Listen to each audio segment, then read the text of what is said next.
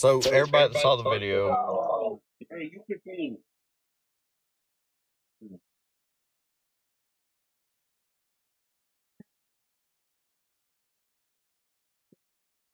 Wait, can you? Yeah. All right, good. I wanted to make sure everybody can hear me right now. Welcome to the live.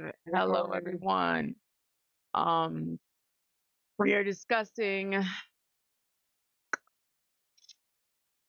Let me find my darn hand.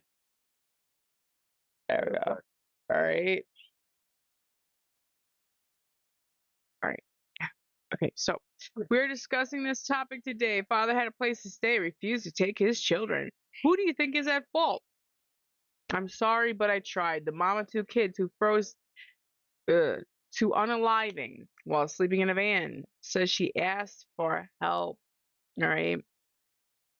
Um, Found out last night that the father made a GoFundMe page. He was trying to cash out on this situation. Some of my viewers also informed me that the father also was enjoying his Valentine's Day. Keep in mind, 2 out of his 3 children recently literally froze to unaliving in the back seat of their mother's vehicle because they were homeless and because he did not want to take them in because it was not his weekend. All right. He doesn't have full custody of the children. Apparently, I guess people were saying the mother had full custody. He doesn't have custody, but it's not my weekend. It's not my weekend. So you and the kids can go, freeze in the car in the middle of Detroit, Michigan, in a very, very cold environment. Now, it was at least a month since he even spoke to the children. And another thing is, they were 3 months in a car. All right. And he did know. Okay, there was a lot of rumors, he lied too, because during his interview, he tried to claim that he didn't know, but he was live and he confessed to being aware that they were homeless in the car. Yes, celebrating that Valentine's Day, and I'm sure taking full advantage of every little sympathy gift he could get out of the girlfriend. Oh, yeah, no, we didn't. Yes, absolutely despicable, and that's what we're facing right now, guys. I don't know. I don't know. I mean, things like this makes me wonder. Of course, in a lot of circumstances, like when I think, well, there are some people, okay, believe it or not, but I don't think many people choose to just wake up one day and say, I'm going to be a single mother, let alone single parent, really at all. But I don't know. It's things like these that we really need to figure out how to get, uh, avoid this type of situation, you guys, like, because this cannot keep happening. We cannot have children being abandoned by their parents, and basically it's just screwed over on both ends. Yes, I believe you are true. You're right about that, Sabrina. I don't know. Something had to happen. Something had to have been thought of to, as a better solution. I mean, that's a long time, and in a very, very cold environment. We're talking about Detroit, Michigan. I don't know if you guys know about the Midwest. They get some of the most treacherous winters in the entire country. Um, and this year specifically, I mean, it's been a hot minute, I feel like, since we've seen temperatures like this. It's been pretty cold this winter. I live in New Jersey, and I definitely have to say this winter has been harsh in comparison to what it's been for years. I have lived in Wisconsin in my past. That's where I actually grew up, and I can tell you, it's been a long time since I even really dealt with weather that felt anything remotely like what I remember, growing up in Wisconsin. So that tells you a lot that I know. The weather was terrible. What was it? 20, 21 degrees was below the night on Sunday night when the children passed away. When they passed away, you guys, when it was only like 20, what, 20, was it 20 or 21? 21 degrees is the low. 21 degrees. That was the low the night in Detroit, Michigan, when they passed away. The government is intentionally harming us. Let's be real here. I believe that 100%. They know they choose not to allocate the funds properly. Let's be real. The dad is sponging up the new lady. He doesn't have a home for. Yes, absolutely. I feel like she's pretty much funding a lot of his lifestyle that he's having right now. And people are saying he bought her a lot of gifts, and sorry guys, but those gifts could have simply also been paid for by the girlfriend. You guys know that, right? Just because someone gives you gifts doesn't mean that you're the one funding them. And this specifically, especially in the world of social media where everyone wants to try to prove an image, she very well may have been the one actually buying the presents. The government is intentionally harming us. Yep, yep, yep. The mom isn't very bright. I don't know if it's necessarily bright. I think she was honestly terrified of her kids being taken away and never actually having custody of them. Like really again, sorry guys, there's like a feather on me or something. Okay. Why did the mom make kids make kids with him more than one? Yeah, that's what I was actually very curious about because she has 3 children with this man. And that is very concerning to me because in the interview, if you guys notice, he was very much giving one night stand vibes. I only had one child by her, one and done type of deal. Like, like it was a one night stand type of feeling, but 3 children by her. But yet, based on the way he was acting, he almost acted like I didn't really know her. It was very accidental. You would never think he had 3 children, you know? So something was very messy behind their relationship. Um, let's see.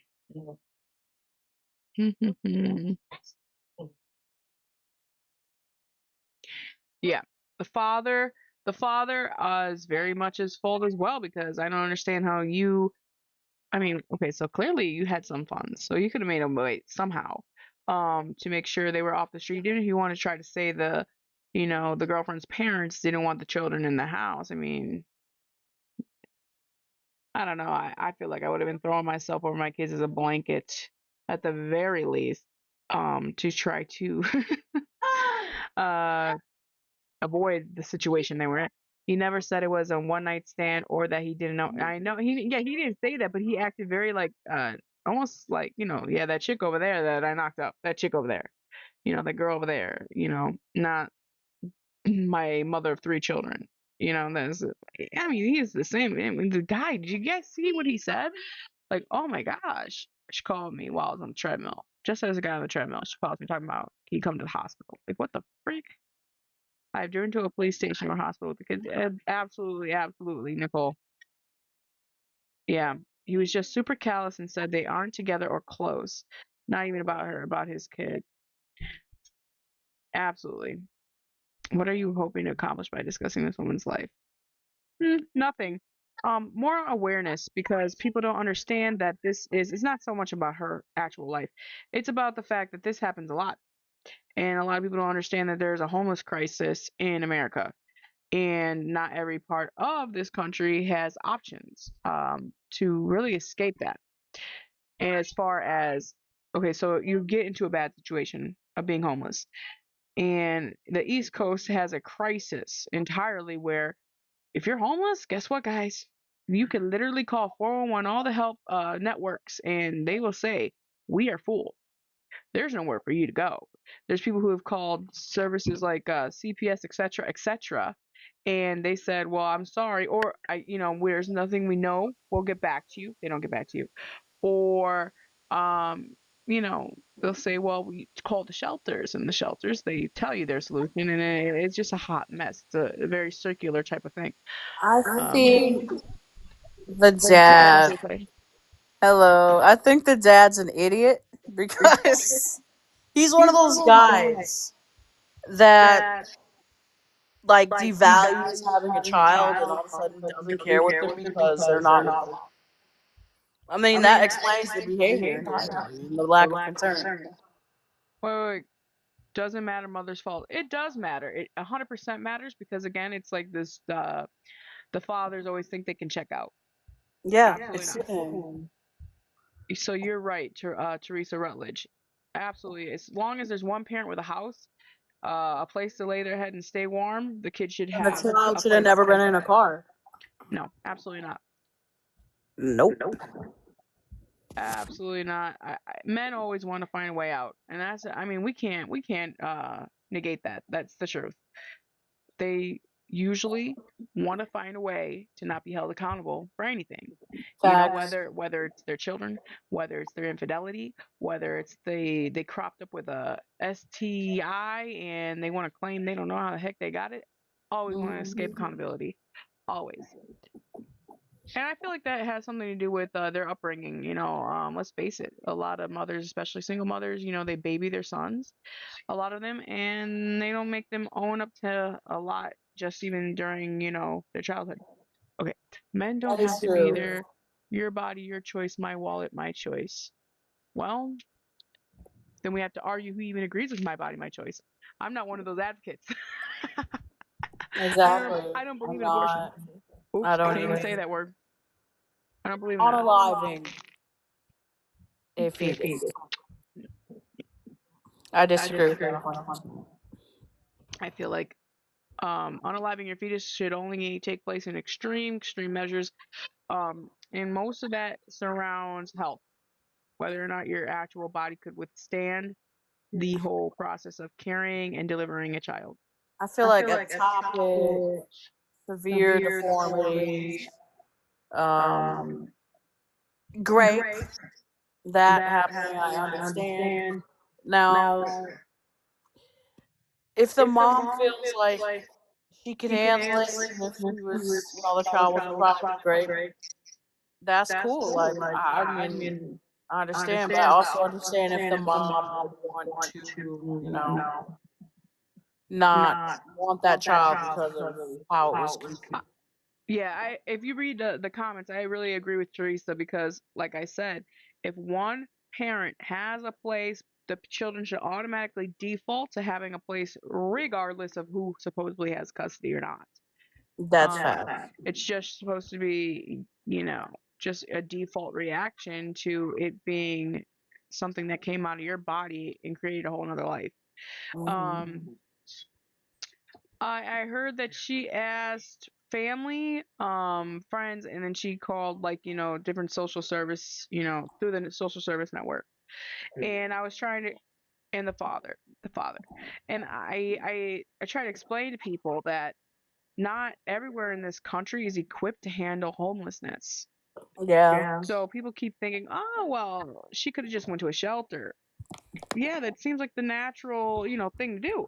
But out here on the East Coast, these shelters are usually full to Oh, capacity. I They have will friends not in the accept South anyone too. else.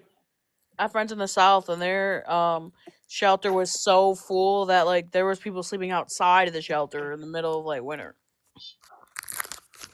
Like, it's crazy. Absolutely, and people just don't get it that not every part of this country operate. I swear to gosh, like you guys don't Like understand. different countries within a country. Yes, very much so. This part of the U.S. is very, very, very different, just even from the Midwest. The rules are extremely different. Iowa doesn't have shelters. It's most of the country. There's not really many big cities, and then Des Moines is the only place that would have them. Wow. Have it. Iowa doesn't even have shelters, and that's what I'm trying to explain to people. Like New Jersey, they don't have that many shelters, and because of that, they remain full. And the people here, it's common that they'll treat the homeless like a disease. Very yeah, oh yeah, the homeless And people, they dehumanize them. they are abused here. Yep. They get hot coffee, fresh hot coffee from Dunkin' Donuts thrown on them, guys. Like they get harassed. If you want to help them, you Pew get pew harassed.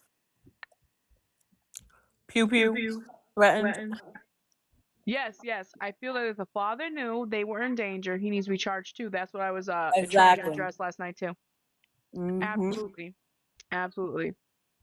And that's I'm sick and tired of it, guys. I'm sick and tired It's charged of for neglect of your child. I don't care who has primary custody, whether it's the mother or the father. If either one of them had a place to stay, and or the funds to change the situation, and they didn't do it, that's criminal. That's criminal name. Iowa treats homelessness like what? No, her fault. Father needs a GoFundMe. Okay. How is it only okay? Why would the father need the Did you GoFundMe? do for it what? or? The father's not even homeless, so why does he need a GoFundMe? Okay, yeah. That makes no logical sense. What are we paying him to be a loser? We paying him to be a incompetent father? Common Sense wants to join. Hello, welcome. Common Sense, how are you? I mean, her spiritual gangster. This is Common Sense 365. Okay, Okay. nice to meet you. What is your take on Nice this? meeting you. My take. Yeah. First of all, I'm going to identify myself as a spiritual minister. Okay. Okay. I am a retired caseworker Okay. for the federal government, and I also worked with the homeless population. So Okay. I So see you got a good idea. yeah, okay. Number one, the system failed her. Absolutely. The system failed her big time.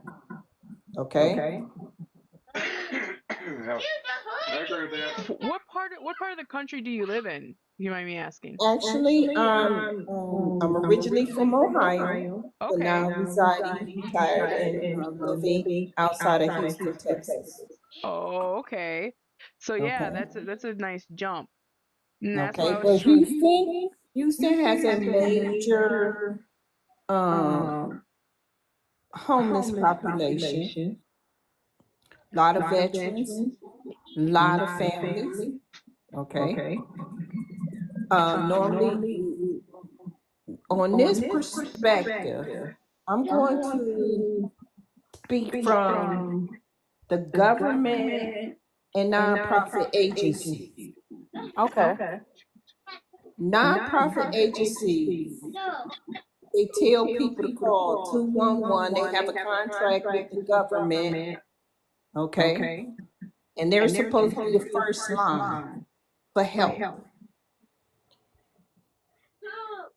They failed them. And that's what I was trying to explain because out here in New Jersey, the shelters stay full. And there's many hotline numbers that you will leave messages, email, because they do have email available for many of these services as well, and they will not get back to you. They won't pick up the phones. They will keep it on ring. I've even experienced people telling me they've disconnected the phone lines. Yes, they will hang up on Oh them. yes. They will hang up on them. Yeah.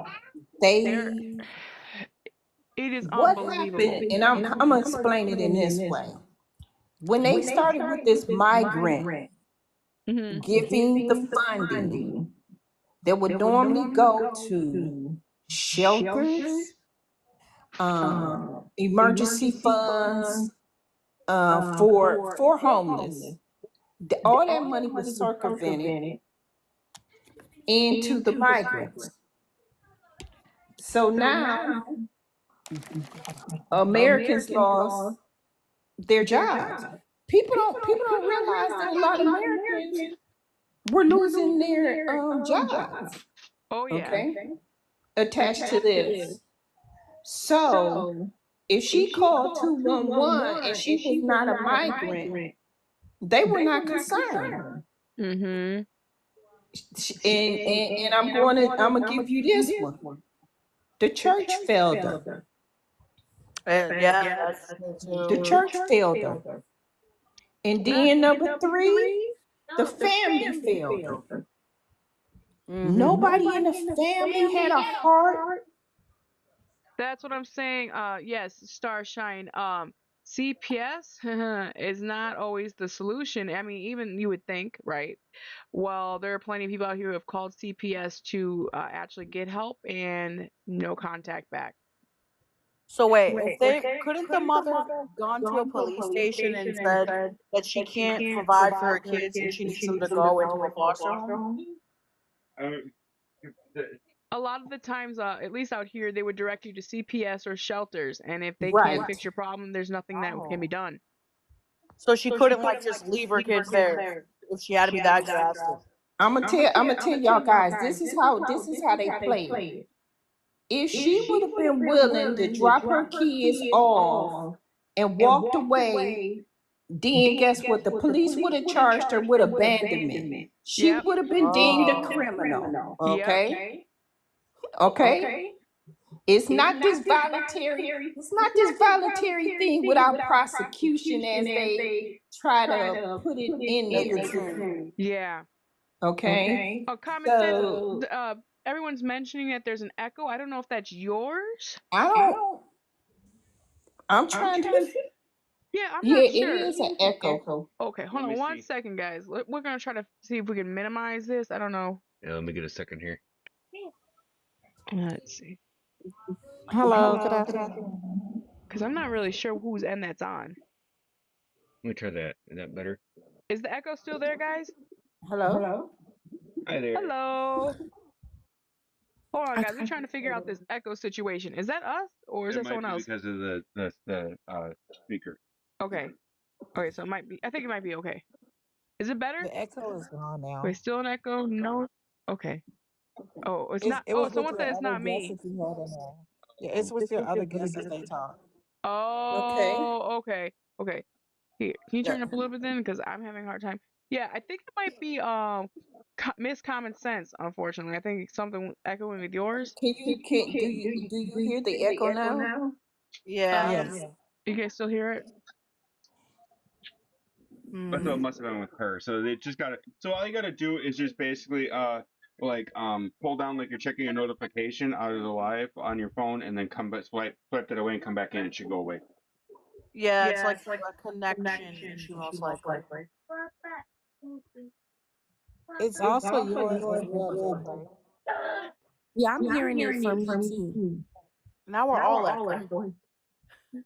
Oh wow. Oh my goodness. I may have to switch us off of this. Oh, okay. How we do that? Okay, hold on. So let me just. I think we're gonna do one thing, and it's gonna be just you hearing stuff then, and not me and the side here. So I'll have to find a where's my. Give me a second. I'm gonna fix this. I'm the tech guy. So. All right. Now is only you can hear him through the headset. Okay, everybody, take a turn. Just say hi quick. Hey. Yep, I'm you're echoing. echoing. You're echoing When he big come time. out, we come back in. Hold on. Okay. Hello, can you hear me? Yeah, you sound good to me. I'm not hearing an echo from her. Hello? Now I sound like okay.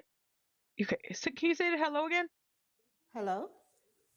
I Yeah, feel I like hear it from her. okay. Hello? Yeah, there's like everyone's got a little bit of an echo. It's kind of strange. I don't know why it's doing that. Yeah, it's better, but it's more common than anybody else. I won't be Yeah. on for long. I just wanted to say real quick that if you've never been in that kind of situation before, you would Yeah. not know what you're going to do or how you would respond. Me myself, I was homeless as a teenager. At 16, my mother decided that I needed to leave, and not mad at her. We have a really good relationship now, but I slept in the laundromats. I slept on the trains. I slept wherever, in the hospitals. I would just go sit in the emergency room all night sometimes, wherever I could sleep at that was warm, especially in the wintertime, because I didn't have a car. Also, in my um, adult years, not with my children, thank God, I have had to sleep in a car before. And, it's hard to try to keep a car running when you're already broke. You don't have money to run the car all night for heat because it does get cold.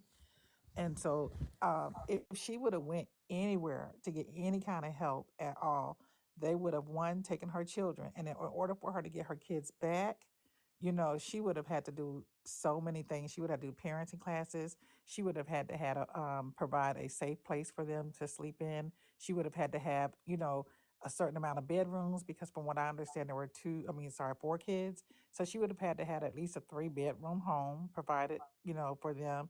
she would have had to have skills for her to get back at work or whatever she was needing to do. There would have been a lot of things that she would have had to do. And as a mother, I raised 4 daughters myself. I I understand her. I get her. That she didn't want to ask for help because the help would have been a separation to her and her kids. And that's not what any mother wants. I commend her for even trying her best to keep her family together. In shelters, I've stayed in shelters. There's things that happen in shelters that no one wants to happen to them or even to the children, as well. But, I feel like at that time, at this point, if she knew it was going to be that cold that night, you know, I don't know what her mind or her thoughts were, was maybe like go to, I always say emergency rooms because I'm from Atlanta. I live in Atlanta and there's always hospitals that are open 24 hours and the waiting areas. You can just go sit in there. That's a safe place for someone that has kids. It's also a safe place to be, warm at as well. I don't think we should be, condemning this mother or saying that she needs to be arrested or her other kids need to be taken from her. That's not going to help heal her or those kids that lost their siblings as well. If no one has been in that situation, again, you would never understand. And I think that right now, prayers need to be said for that family. And also, if anyone is planning on donating to her to help her get somewhere to stay so that she doesn't have to go through that with her other children. But, life happens and God had plans for, for her. Maybe this is a wake up call to someone else who needs help and can't get it right now. Maybe it's a call to our government to be able to have more shelters available for, single mothers or people out there in her city. Because she did try to go to several shelters and was turned away. And And just because you have family and friends doesn't mean that they're all going to help. People have told me when I was going through, hey, you can come over here, and I would get there. Sometimes they wouldn't open the door. Sometimes I get there and they'd be like, oh, you can only stay one day. And I'm like, oh, I thought it was, I could be here for a week. Sometimes people get over there and they're just like, oh, well, maybe I can just get you a plate. You don't know. People always say what they're going to do, family and friends, but family will help you less than a stranger on the street. yeah, and that's I'm glad you Christina, said that. Yeah. remember the point that you should let them know also, which kind of upset us as well, was in New York there was a shelter and we saw even like racial treatment, like how they Yes. treated the blacks and Hispanics different than the white families that were in that predicament. Not to put it always to a race thing, but that made us kind of wonder if it was also because she was black that they just kind of like devalued the help that Also, she really needed and they like were didn't prioritize her. they were funneling the light skinned people to a shelter faster, as well as Yeah. better neighborhoods, Mhm. closer neighborhoods, so that they wouldn't be in the shelter as long. All right, in their holding room. All right, so they wouldn't be in the shelter as long. And they wouldn't have to, I mean, this is a big holding room, and then there was women, children, sprawled out everywhere, and we talking about 2, 3 o'clock in the morning, just sitting there waiting for a room, when honestly it didn't even handle that way. And unfortunately, the hotels that many of the minorities were ending up to be, they got the junkiest of the lot, ended up being places that were also housing the most P3DO files, rapists, and Mm. other people that were fresh out of prison. Okay, so yippee, we got a room and we're going to be housed next to a whole bunch of schmex offenders, essentially, is what it was. With children, that's even more Yes. scary. Exactly. And if you've never been to a shelter before, um, like I said, I'm in a big city. Pretty much Atlanta is really huge. If you've never been to a shelter before and seen the things that go on, there's no security in there. When the lights go off, it goes down. You are better Mm, off on the streets, especially with kids, than in a shelter in Atlanta. And that's something I know for sure. I have seen firsthand for sure. So we're seeing where she could have and what she should have done, but she probably, this was not her first time sleeping in the car with the kids, obviously. It's just that she said that particular night she did not have gas to continue leaving the heat on long enough for the kids to stay warm. And you think when you're in your car, you're locked up, you have, I'm sure blankets and extra clothes on. She probably thought, hey, we're just gonna have a cold night, but in the morning, I'll get some gas money. Her train of thought just might not have been to do, or there was nothing else to do. And who would have thought that you're not outside, that the car would not still be at least warm enough? Even when I was doing it in my car, I would have to turn the car off or on, leave it running for 10 minutes just to get the heat on blast, and then turn it off, and then maybe, wake up and, oh, I'm cold, I'll turn it back on again. And it could have been me, so she did. I don't think that she did anything wrong by doing what she had already been doing before, and asking a shelter to take you in where, like you said, there are other criminals there, and you got 4 kids. It's hard to watch them all by yourself, especially those shelters. They're not clean. Not only are they not clean, they're just not safe. We remember when Hurricane Katrina came, and those people were staying. I forgot what that place that they had a facility for them to all be in, and they were seeing how the Superdome. kids were. I'm sorry, The Superdome. Yeah, how they Superdome. were in there, doing all kinds of sorts of stuff. There was no security or protection for those people there. They were doing whatever to the women and doing whatever to those children.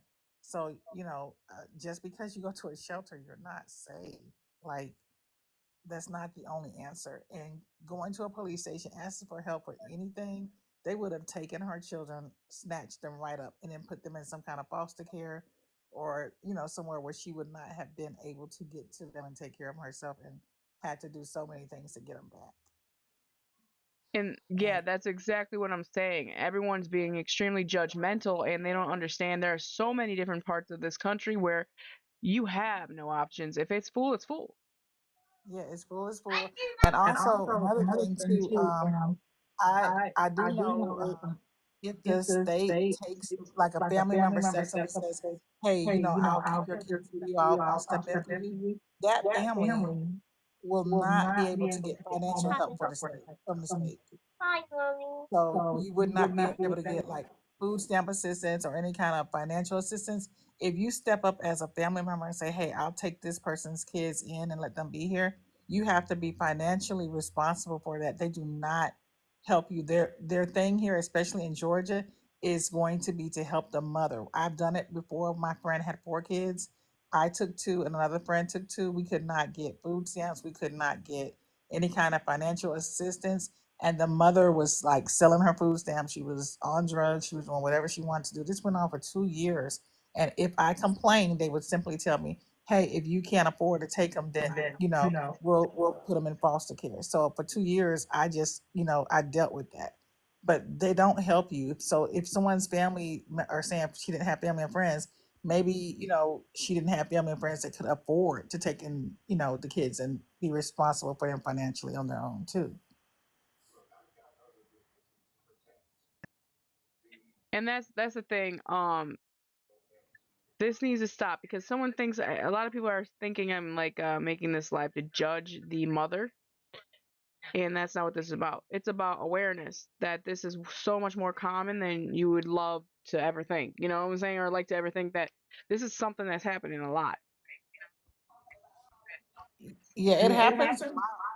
And in my situation with my friend, I was at work and they called and said that I had 30 minutes to show up and get the kids. So I didn't have a game plan. I didn't have anything to, I couldn't think. You know what I'm saying? I had to literally go get the kids.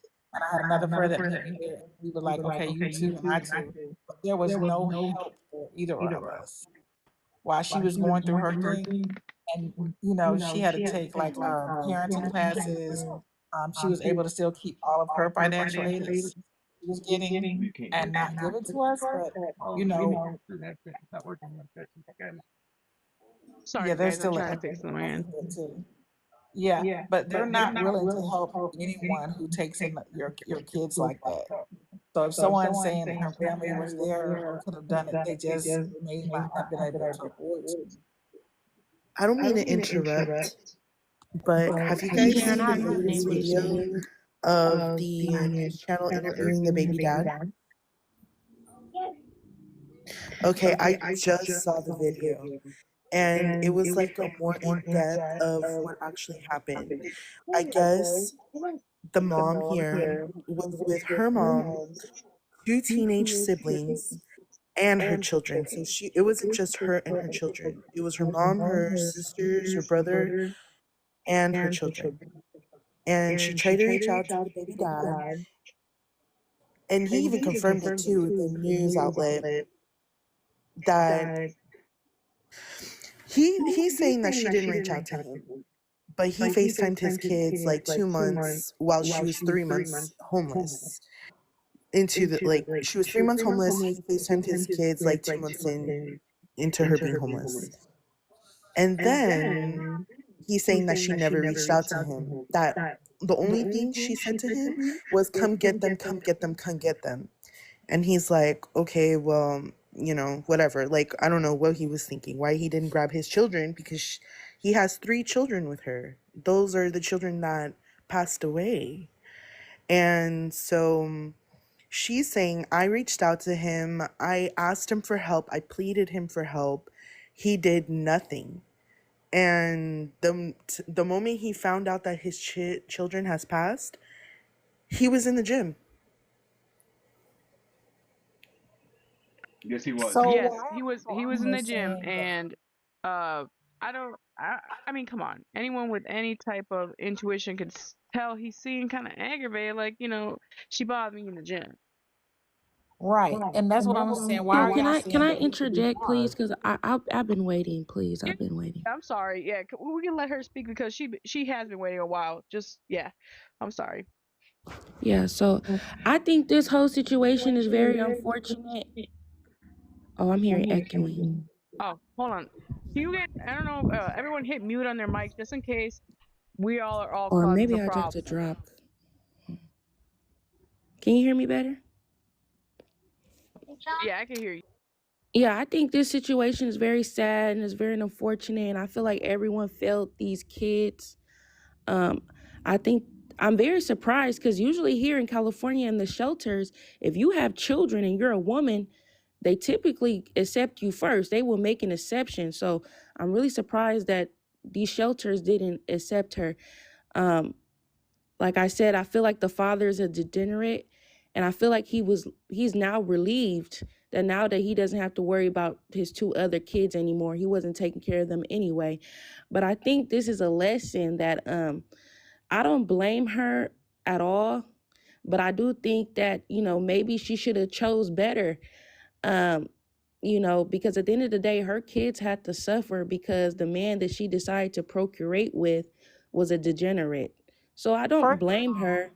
I don't blame her for her children passing away because she did everything she had to do.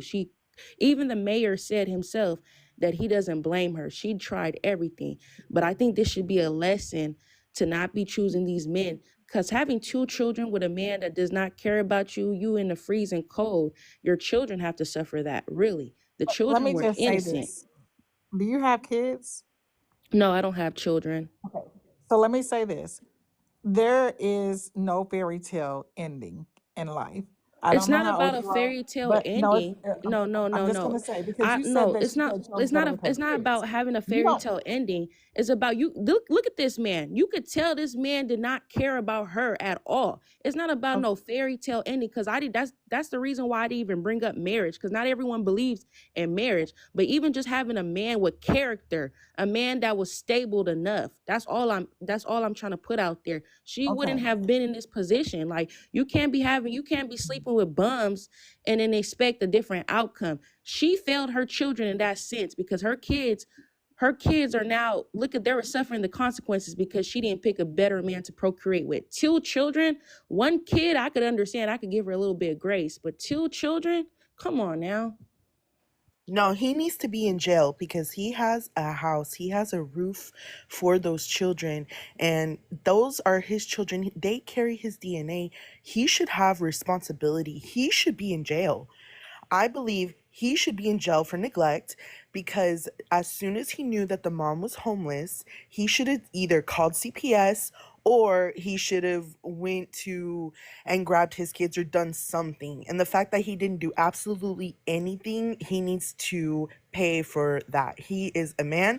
And in this country right now, especially, with schmishmortions being banned, like, we need to start holding men accountable for their responsibility in a child's life, because too long we have allowed men to just do whatever they want and not assume their responsibilities. All right. I understand what y'all are saying. And again, I'm a mother of four. My kids are definitely grown. I will say this, I got married at 18 years old. I was with their father up until I was 27. I left because he was no longer the man that I was married to when I got married to him. He changed. You know what I'm saying? People change. So we can't say that when they were procreating that he was this way. We don't know if Okay, she but was some of even that y'all way. women, okay, But listen, I no, really don't like can I this can I because finish y'all are because I being didn't disingenuous. interrupt? Y'all will No. sleep with a bum that literally don't have nothing to his name. He been a hole from the beginning. Then be all shocked when when y'all have a baby and he's not there. He didn't even claim you. He never even wanted a commitment towards you. But yeah, you acting shocked that he don't want to be take actions as a father. Like, I understand like getting in a marriage with someone and then y'all grow apart or he acts different. I'm not talking about those situations, but I'm talking about like the situation I'm talking about, you laying with a bum and then expect like a fairy tale. Like, you know what I'm trying to say? It's just like we have to think reality. And I'm only speaking this because I want other women to be aware. Like, you can't have babies with a bum and then expect them to just care one day. He never even cared from the beginning. And I he's get a you. degenerate. And I said that he should be held accountable to the fullest extent. I feel like she failed her children and he failed them too. They both failed their children, but she should not be responsible for her children's death. Okay, so what I want to finish saying is that as people grow and change, my kid's father, we had a 5-bedroom house and 3 cars when we got divorced, right? He ended up getting remarried, and so do I. So did I. He is now not the person. If you look at him from when I was with him to what he is today, he's not the same person. He stopped paying child support. He stopped working. I would have never in a million years thought that that was going to be his life. I would have never thought that he would not have been paying child support for my children. But me as a mother, I stepped up to the plate and did what I had to do. I have not told my daughters, I have grandkids as well. I have told them the same thing what you're saying. Make sure when you choose somebody, but you cannot guarantee in life, nothing is guaranteed 100%. People do not stay the same. Men or women do not stay the same. Yeah, People I get older. understand. I understand Sometimes that you can point. start No, off I and have a understand that lot and point. end up. That's like driving, right? When you're driving, you put a seatbelt on. It is not guaranteed that you're gonna get in a car accident, but when you have a seatbelt on and you have car insurance, does that not lower the risk? That's literally what I'm trying to say. Sweetheart, Nothing look is at famous guaranteed in people. life. Okay, Like, you I'm have tired Holly of all Berry, the this. most Like, beautiful it's just a woman in the bunch of world. excuses. He had waited until what age to have children, There's no and both of her children responsibility, are no not with her. accountability in her part. She's just a Okay, poor so victim. that's how you feel, but nothing is guaranteed. You are young still, I'm assuming, and you haven't, like you Yeah, said, my had parents are kids. still married. Yep. So, okay, well, lucky for you. Yeah, and That's I and good. I That's a and I great would thing. never be with a And man that, look how he even don't say never, speaks. Like, sweetheart. look how he even Don't say speaks. Like, never. we said that you made a point and you said that, oh, your husband, he changed. We're not even talking about that. This man was a bum from the beginning. He was a Pookie and Ray Ray. That's what I'm talking about. And you're changing the conversation. Like, what do you No, mean it's because not maybe look guaranteed? at not to judge by looks, but it doesn't look like she was, maybe that was on her level. You know what I'm saying? Maybe they were on each What? other's level. You know what? I'm gonna say this, that I can understand where I think, well, I can't see the rest of your name. Um, Miss Jax. I could understand where you're coming from when you say that men change. Everyone changes. You can marry someone and they're the best person and they're responsible and, everything. And then things happen in life where they change as a person. Everything is always changing. We're always evolving, right? Or devolving. It doesn't matter. But the matter of the fact is that once you have kids, woman and man. I feel like we put a lot of pressure on women having kids because we carry the child, we mother the child. There's a lot of responsibilities as a mother in this world for the child than rather the father. The father is the breadwinner. That's the stereotype of a nuclear family. But when it comes to this type of situation, like, it doesn't matter if the father isn't as much involved. You're still the father. Your bloodline is connected to that child. You should, no matter what, if the other parent fails to take care of that child, you're not responsible, no matter what. He had all the capability, even if he goes to work. He could tell the mom, hey, I have to go to work. You can come get the kids while I'm at work and bring them back, and they can sleep here because I'm not going to have them, in the car in the freezing cold. So there's so many things he could have done to save those children's lives, and he did nothing. And I think that we allow as a society, because I've seen people in the comments where they're like, no, it's all the mom's fault. You know what? That's sickening because it takes two people to make a child. So for people to say that it's all her fault is, like I've said before, it's constructing this society that we normalize men not taking any responsibility for their children. Well, I never said it was her. I don't know if you're talking to me, but I never said it was her fault that they passed No, I'm not away. talking to you. I'm not saying you said that. I said someone in the chat said that. Yeah. Ladies, let's focus on this point. Society has failed the nuclear family. Society has allowed the narrative to erase the humanity that when things and circumstances happen, they blame the victim instead of assisting the victim.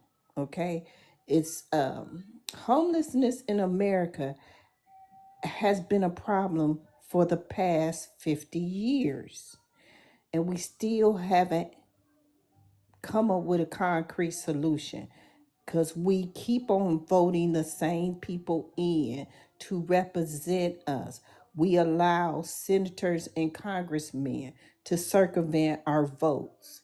If we want to if we want to talk about accountability, we as the American populace have to start holding ourselves responsible and allowing common sense solutions to everyday life problems to come forth. Okay, I look at this picture, is so sad to me. I see the heartbreak in her eyes, and nobody knows the pain of a mother who has lost her child unless you have experienced that yourself.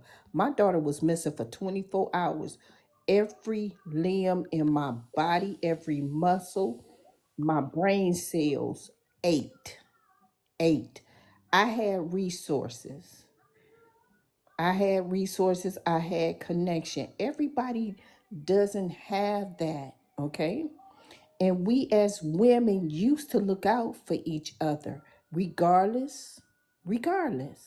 But like the other lady said, the home a lot of these charitable organizations practice forms of racism too. And shelters are, I'm being totally honest. Miss Jackson is telling you the truth. The horror stories of homeless shelters, I've always felt that the when it comes to family, it should be totally separate, and it should not be within community of single people and separated from the men also. And another thing, if she had male children over the age of 10 or 12, do you know they will separate those male children out? And she probably that may have been one of the things of saying, well, we'll accept you and the female children, but we won't accept the male children, okay? Unless they're under a certain age, because that's one of the things that these shelters do. We as Americans must remember our humanity first. We must see our fellow Americans through the eyes of humanity and not based upon classism and racism, okay? This was preventable based upon the creed of America being rooted supposed to be on Christian values, okay? Okay, and you can say all of that, but all of that is not going to save the next child No, but because what you I'm know what? If saying we're waiting on is, America to do but it, but America right now. you interrupt me because I was getting ready to say this. We the people, we don't have to wait for anybody to do it. We can do it ourselves and stuff, you know. Um, we can do it ourselves. I mean, I'm from Ohio. We had a water problem, flooded our house. It was in the middle of the winter. Do you know I slept on my uncle's floor for 3 whole months until our house got repaired? My mom had 4 kids. We slept in his dining room for 4 months on the floor, okay? Then we became homeless. Our house was blown up because my parents were union people, okay? Once again, back on somebody's floor, okay? So I understand. It just breaks my heart. It breaks my heart. But we as women should be better. We are the representatives of humanity. When men fail humanity, women should always step up. And I just hope that this is the wake up call for us to embrace our own humanity as well as our fellow human beings in America, and we stop playing the blame game. Blaming somebody doesn't get it. Yes, the father was totally wrong. I agree, but you know what? Ain't nobody peeping this. He had a girlfriend. What did the girlfriend told him? He couldn't bring the kids. It's a lot. It's these little bitty details that are not being looked at. But my thing is, those kids could have been saved, and that's the most important thing. And we should. So And this is what I'm let me saying. just, As let me the just give woman, you one. Let me just give you this one point. At one point in time in the 80s, in the mid 90s, do you know all government agencies, once the temperature dropped down below 32 degrees, it was known that people who were homeless could come in those buildings and sleep. I don't know what happened. I do not know what happened, but that used to be a policy in all major northern cities, okay? So I don't know with these new politicians, did they forget about that rule, okay? yeah, they're trying to wipe out everyone who's living on the streets. We see it now, like with the homeless crisis. People who are homeless right now, they have no peace. They have no way of getting out of that. It's really rough. And people who have been trying to vouch for homeless people have been saying this. There are empty, abandoned buildings with no one in them, and no one is allowing them in there. These people are not allowing these buildings to be for housing homeless people or even shelters, because there are shelters shutting down. There are shelters that are way overly populated. So there are actually, and because I went through homelessness too, there are people, because I called shelters, who have to wait in line at 3 o'clock in the morning to hope to get a bed that next night, because the shelters are overcrowded everywhere. Red states, blue states, it doesn't matter. And that's a separate issue from right now. So we have this young woman who has no control of how she is going to, take care of her family. And the father of those said kids that she also has with him is denying a basic human rights living situation for the kids that he has created, because his little girlfriend, that might not even be his girlfriend next year, because look at, he's in and out of relationships with different people and different situations, is dictating how he should raise his biological children that he birthed into this world, that's insane. We are normalizing a society that is going backwards, and it's really sad because why are we allowing men to do this? As a girlfriend of a man, when you're hearing, oh, his children are homeless, no, they can't come here. Excuse me? Excuse me? I would instantly be like, bring your children. We're going to have a nice meal for them when they get here, and they're going to take a nice warm shower and go to bed. That's your children. I'm going to help you because I'm with you. What is this and what is going on?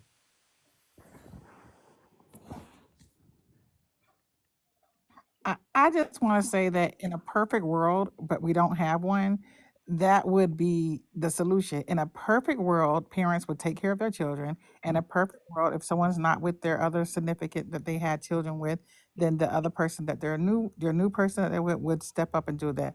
That's in a perfect world. We don't live in a perfect world.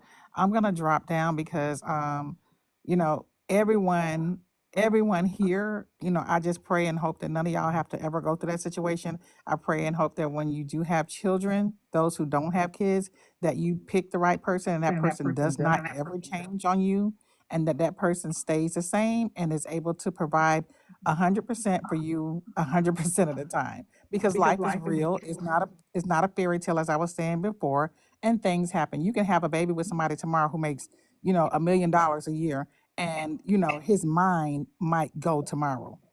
Mental health is real out here. You're not perfect and you can't make someone else be perfect. And I just want y'all to know that we don't know what state of mind that anyone was in, the father, that mother, or anyone. And if you don't have, you don't know. Thank you, thank you, Mrs. Jackson, because yeah, it's just the truth, and sometimes life experience teaches you that who you meet is not always the same person. That's not even just your partners. I mean, that's people, period. And you can set Yeah, it's yourself up friends and for all the everybody. best. Yep, you Yeah, can it's set friends yourself and with everybody because you can have a friend that's been your friend since high school and y'all get in y'all 40s and you like, this thing done lost her mind. We ain't friends no more. I didn't know. I had no idea you would do that. But absolutely. people change. And that's what I'm trying to get y'all to understand. We don't know what that father's reasoning was for not taking his kids in and not saying that he's right or he's wrong, but we just don't know. You know what I'm saying? We don't know the relationship that she had with him. Apparently, from what she's saying and how she's speaking on what's going on too, she just didn't have anybody. And maybe the father, you can have women out here that are with somebody, but everybody doesn't have a good heart. His girlfriend had no obligation to take in those kids. That's on him. But if she didn't tell him exactly, hey, we sleeping in the car, it's cold, the kids don't have this and this and this and this and this, I'm sure that if she would have broke it down, because maybe she had too much pride to even do that.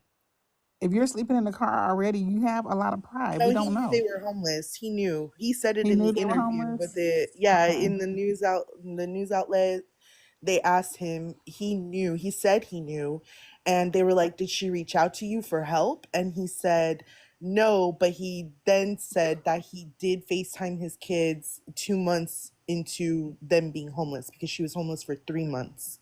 So Okay. it's really hard to believe him because it doesn't seem like he is 100% honest in what he's saying because he's so back and forth on what He he's he saying. isn't he isn't Now, honest. if he knew, then I didn't know that he knew. But if he knew, then yes, he could have did something to help her either get a place, He went back on the and story, help her guys. pay for it. He went back on the story when he was in the interview. He said that he wasn't made aware that she was homeless, and then he went live. Okay, and then he said he did know. Yeah. All right, and knew that they were in the car. So he already a liar. So just keep that in mind. Well, then he was selfish, and maybe the kids wouldn't have been safe with him either. We don't know. We'll never get that answer. But maybe he Yeah, was just he's very selfish well because like, oh, I don't. no, Oh, yeah. go. He also supposedly the girlfriend he's living with lives with her parents. But just for a moment, guys, I want to let Ariana have a chance to say something because she's been waiting for a while too, guys. Yeah, I hope everyone's having a good evening. I just didn't want to cut nobody off. Um, But I would definitely say I think there are. I don't want to say that. Well, I'll say I think that multiple people are at fault, and I think that there were multiple people that should have been responsible. Um, I think to a certain extent, um, the mother had a fault in the situation. The father did. I think the government did as well. Um, and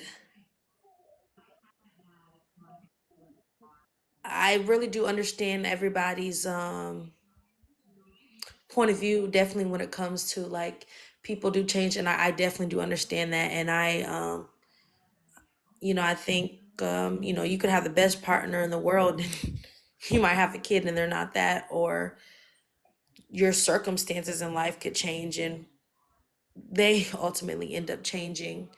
Um, and so when I say to an certain extent, because at the end of the day, we don't know what happened to her. She really could have had, her life together. She could have gone downhill from, being laid off at a job and never just could get, fully on, back on her feet.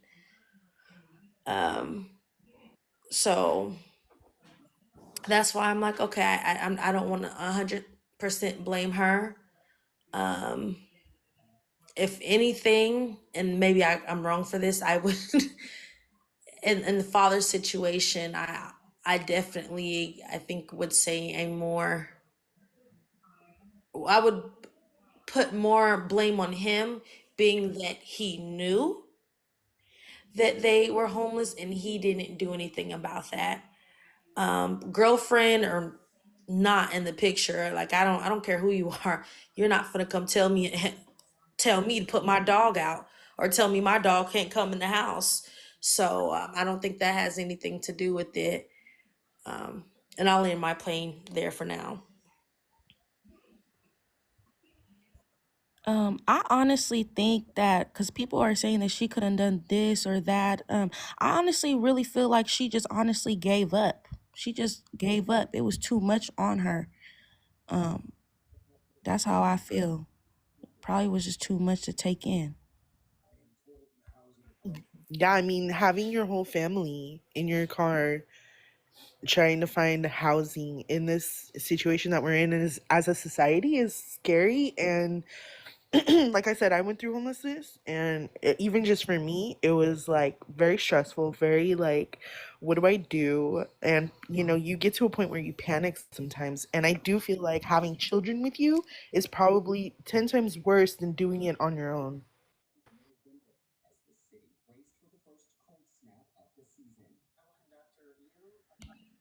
I definitely do understand that, and like I know a little bit about what happened, obviously, but like I want to know, like, did she? I don't know if you guys know this or not. Did she try to like get any type of government resources or? So she claims that she tried everything. Um, I don't know. This is just what she is saying. What she has done, I haven't seen any type of like detailed explanation of what resources she tried out. But all I know is that from my experience, it's not easy getting resources nowadays, especially after COVID. Like, for an example, l- before COVID, California, I could only speak for California because I've lived in California and I know the programs here. They used to give out hotel vouchers so that people could stay in a hotel if you were to claim homelessness. And after the pandemic, they stopped the vouchers completely. And so now they don't give that program out to people anymore. And I think that's why they're saying that homelessness now is worse than ever, because these programs are being stripped. And once you see that those programs are being taken away from people, or they're like little to none of them around, like shelters being shut down, so there's less now than there was before, you're going to see a lot more people living in their car, living in the streets, which is happening right now, sadly. Okay, I came back up real quick because I just wanted to give out a source that I knew about too. I had dropped down already, but can y'all hear me? I'm sorry. Yes. Okay. Okay. So, one thing is the Red Cross. If anyone going forward needs assistance, the Red Cross does have vouchers as well, for hotels if you are homeless as well. And then also, your kids' school, where your kids go to school at, if you go to your kids' school and let them know that you have these kind of situations, they have funding in the school to be able to help as well. And I know this from personal experience. They can help with things such as I did have a fire one time and we lost everything. They gave vouchers for my kids for Walmart, a lot of other stores that they had, like gift cards and stuff for. So they do have resources at the school. So if anyone needs that help, I would reach out to not only just, Red Cross, but the schools as well, because the school systems do have funds set aside for kids that are homeless and need things like that. So, that's just, I wanted to give that information out and I'm going to drop back down. Okay, the mayor's office actually did a press conference where they did confirm that she did reach out, and whatever agency, there were several agencies that actually dropped the ball. They did not contact her. Um, you know, all those telephone calls are recorded. People don't know that, okay? And it goes through an intake. So she went through an intake with 3 different agencies. They never assigned a worker or whatever. So these agencies dropped the ball, okay, on her, not following up, not making contact. I know that a lot of funding and workers were let go due to the migrant situation. Like I said, a lot of funding was stripped from programs to assist Americans and went over to assisting the migrants, okay? And they were hiring people who was fluent in Spanish. So that was a whole nother thing too, that if you did not speak Spanish, you could have lost your job, right? To service Americans and everything. But I just I just brought it up and watched it. They had did a press conference this afternoon in Detroit that confirmed that she had reached out 3 different agencies. Way back, she's been homeless for 3 months. She reached out the first month. So for 2 months, prior to the first month of her reaching out, constantly reaching out, these people dropped the ball. These people dropped the ball, but if he was staying with his girlfriend at her parents' home, then that means he's homeless too, and everything. So that's another. No, they confirmed that he has an apartment. Then that just makes it worse that these kids' death was preventable, regardless of the His age. excuse for not taking the kids was because he had to go to work. That's what he told the news outlet.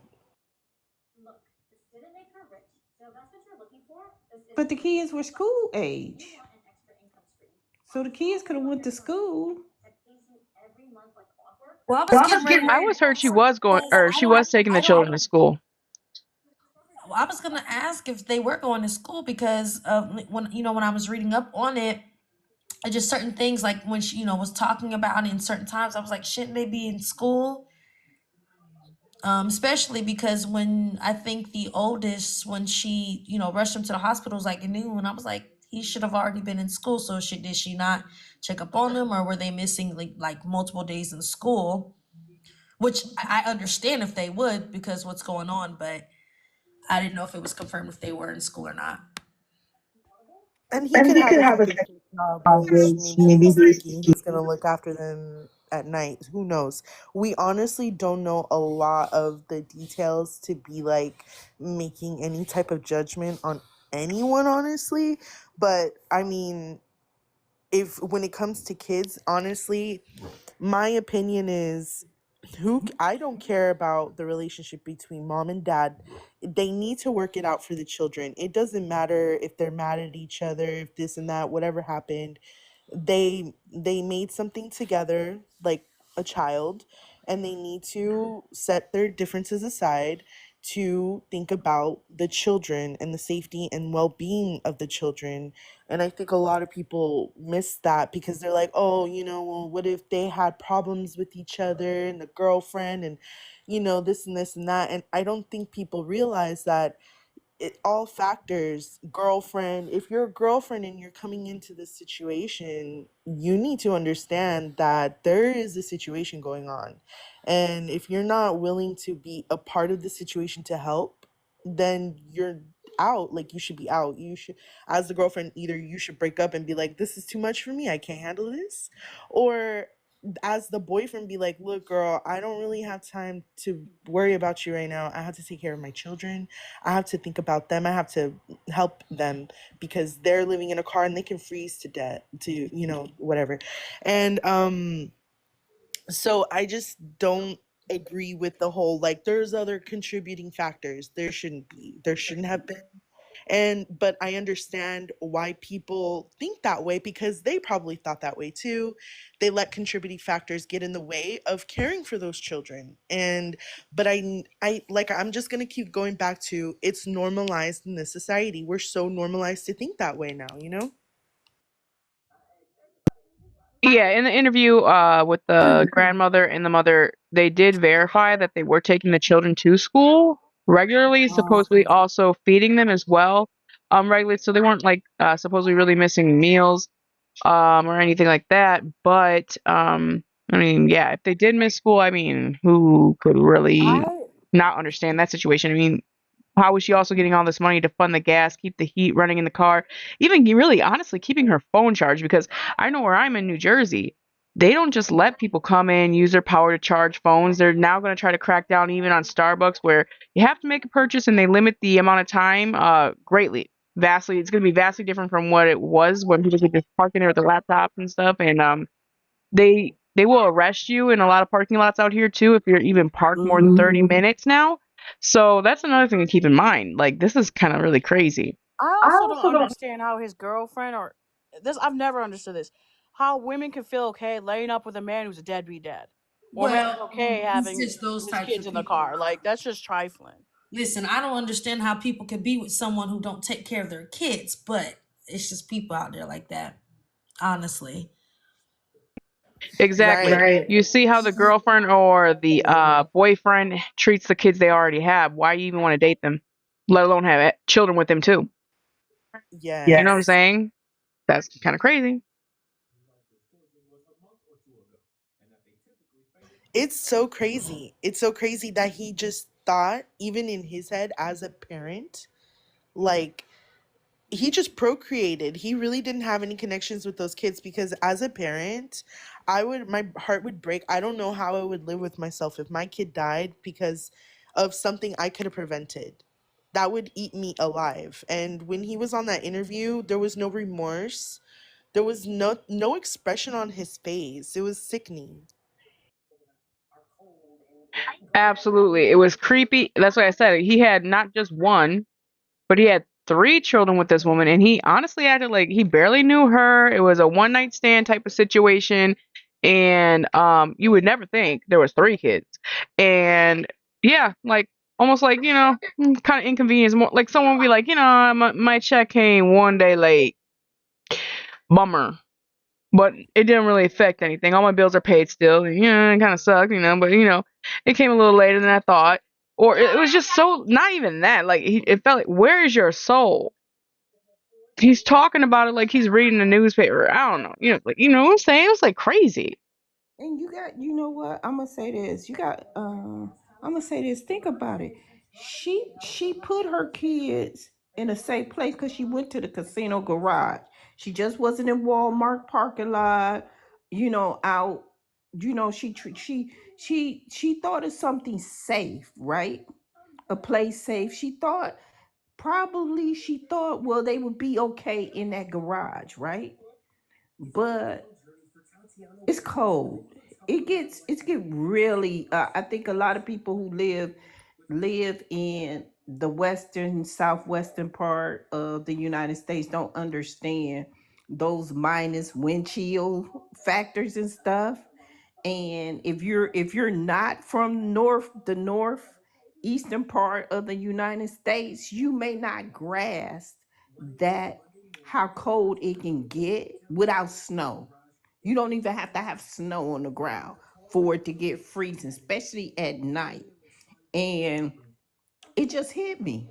She went to the parking garage, okay? So she was thinking of the kids' safety as well, okay? Well, I wouldn't necessarily. I mean, I'm not saying that she wasn't thinking about the No, kids' no, no, safety. no.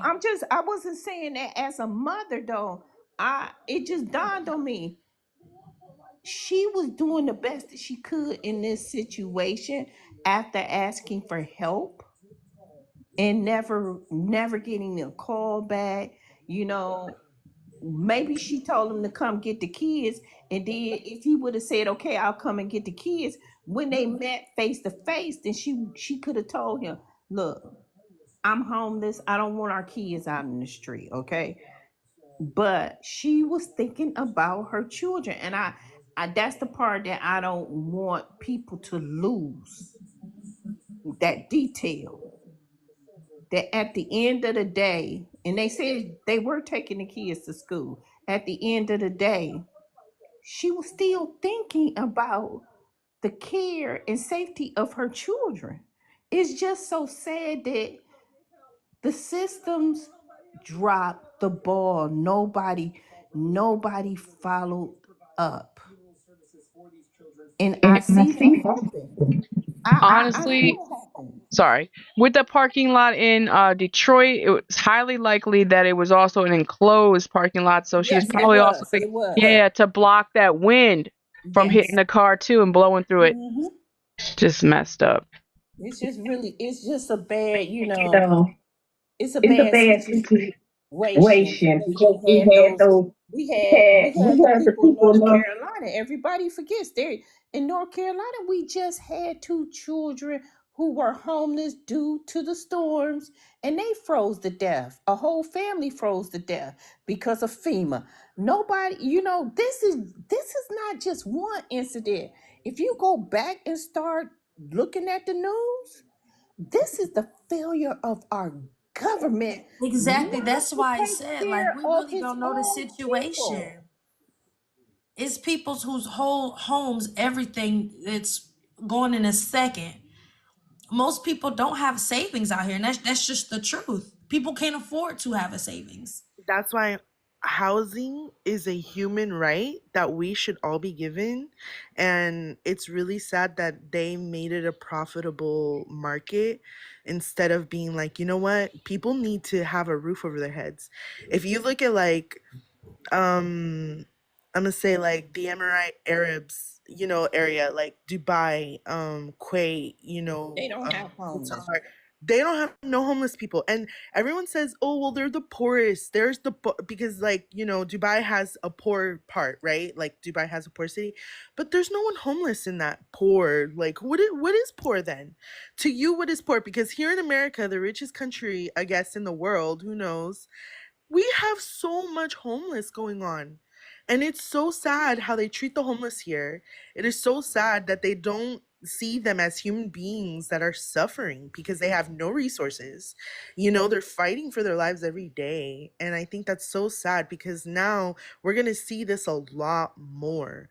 We're going to see because these programs that are being cut are going to be non-existent, and where are these people going to go? The Red Cross is going to it's only going to have so much resources to give out. The Salvation Army is only going to have so much. We canceled, they're trying to cancel FEMA, they even try to cancel USAID, which is us helping other countries, and it's like the help is getting cut and people are going to it's going to be mad city out there where it's just survival of the fittest. Whoever can get it will get it, and it's scary, and I don't even know, this is why it's important to, I don't want to get political, but just like think of what the government is really doing for you, because once the community is gone, what community are we going to run to either provide help to help others, or for that community to help others? Because I think as humanity we need to think about each other rather than bump heads and try to put each other down, because this is really sad. It breaks my heart to hear this story of this lady. Look at her face. She is desperate. She wanted to keep her children. Those were her children. She could have easily said, I need to put my children in foster, because she couldn't do it anymore. There's so many women who give up on their children, who abuse their children. This woman has no record of that. She is literally doing all she can for her children, but with limited resources, and it's so sad. It breaks my heart. And that's the thing. Everyone's talking about, oh, they're so excited about the exposure of money that's been, allocated falsely or funneled to whatever random places people wanted to, their Congress really wanted to. That's irrelevant. Because even when they bring the reports out, guys, guess what? That doesn't necessarily mean it's even the truth. And even if you do know, who cares if we know how money was, improperly spent when every assistance program is eliminated, or only a few can really make the cut to receive it. Let's be real. It's a tragedy that's about to go down. I mean, I just, in my personal opinion, I just think that, and someone already said it, that they really don't care about homelessness. Here, I mean, I wasn't even thinking about her sleeping in the parking garage as her trying to protect her kids, which I'm not saying she didn't, but I was thinking it in the perspective of, well, it is illegal to sleep in your car. She had to go somewhere where, they wouldn't see her.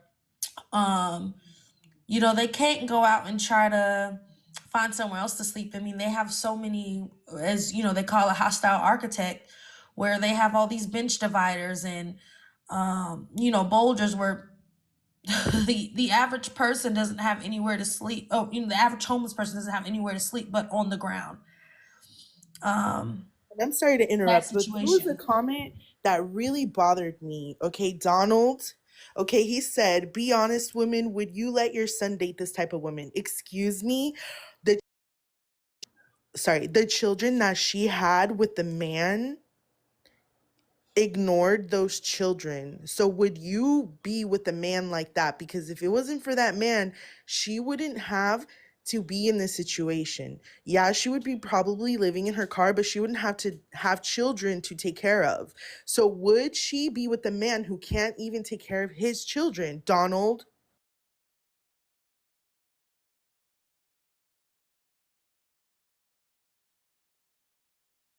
All this talk about these type of women. What about these type of men?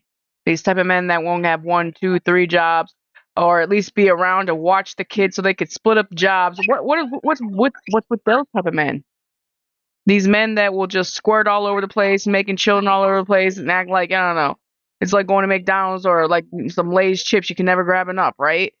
Never grab enough women, never make enough children. Let's be real here, but the women are all at fault. Always the women. Explain this to me. And that's the thing too. A lot of men out here are like, we need to make children. We need to spread our seed. And it's like, do you even have the capability of being present in that child's life and also funding that child's life? Because a lot of men who are promoting the spreading the seed have the money, but the minions that follow those guys are broke deadbeats that do not understand the concept of providing. I'm sorry, this has to go out to Fresh. I mean, come on. So now we're going to say, to avoid misandry, we're supposed to justify a man basically murdering his children by freezing them to unaliving, like the point of unalivement. Let's explain that. Like, I don't care what you say. One parent has a house, or means to get them off the street, that means the children should have never touched that vehicle. Disgusting. Stop making excuses for psychotic men spreading their seed across America.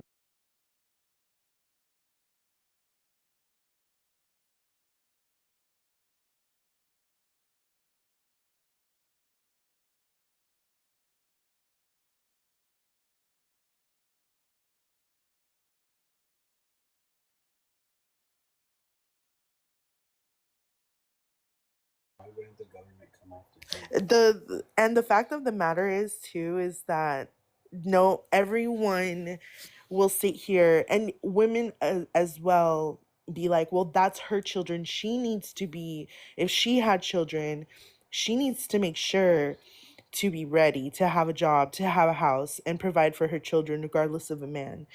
And if that's the case, if that's how we're going to treat each other, if we're going to tell each other like women need to be independent regardless of a man, then we need a woman president. We need Kamala Harris in the White House, and we need to turn this whole structure around, because we can't have a society that's woman built and yet we can't even have women leaders. Excuse me.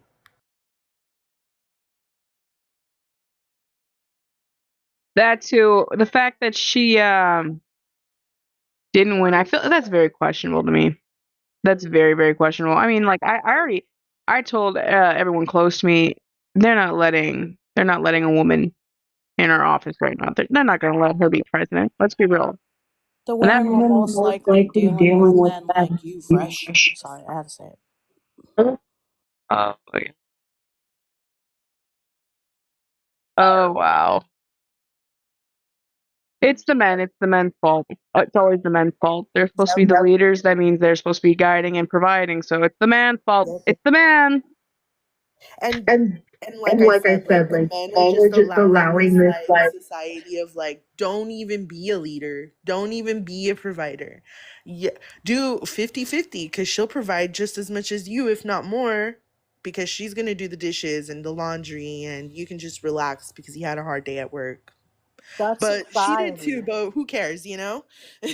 Society has made men want to be treated like a princess. Like, men are no longer men. They're girls with jeans on. Her mother was in her car with her. It was her mother, her children, and her siblings. And we don't know. I don't know. Does anybody know how she became homeless? You know Daddy what? did. I'm gonna search that up quick. Okay, so from what I know, sorry, I know I'm in the background in this whole thing. I'm here with it. Hi everybody. This is me. Hi. So from what I know, in November she was trying to call like the 211 or the Detroit homeless organization, and she was with a family in placement already, but they couldn't house her any longer for whatever reason, and she had called in November trying to get into a new place.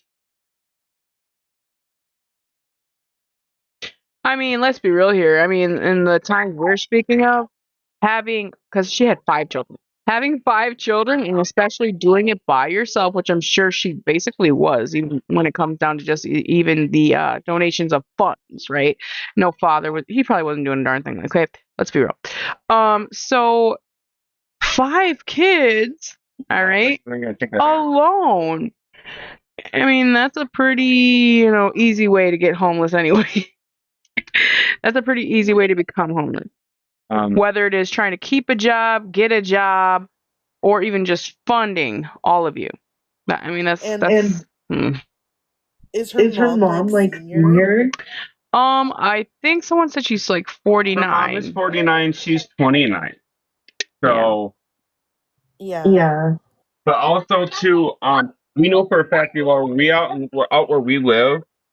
We've heard some stories. We've even seen a few things firsthand where people with kids are turned down, and they'd rather have more attractive single like businessmen in the houses, in apartments, no matter the bedroom size. With no family. With no family, no nothing. Which is actually wasn't I at one time against even our housing rules out here just because of space, because it was so overcrowded?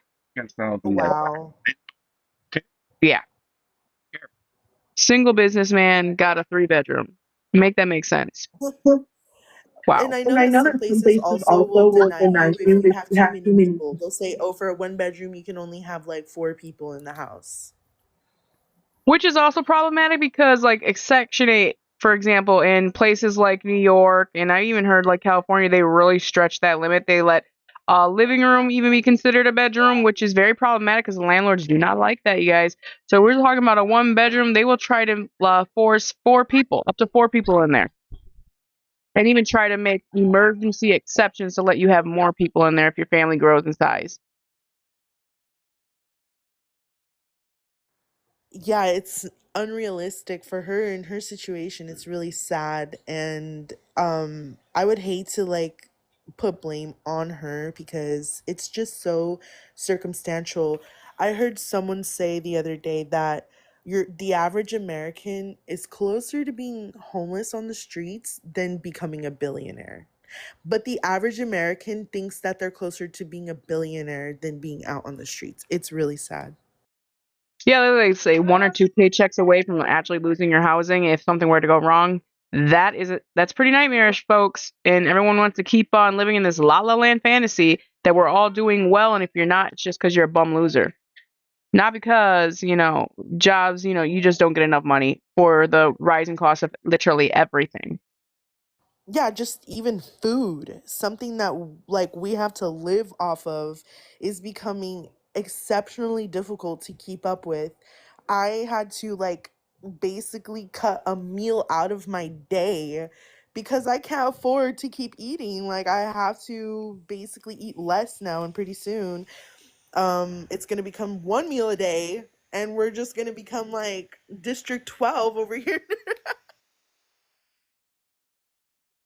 Absolutely, that's exactly the truth. And someone just said jobs don't pay enough even when you have a degree. Exactly. That's why places like in New York, you can have a degree. You can actually make a really nice salary, but because you live in New York, you qualify for Section 8, guys.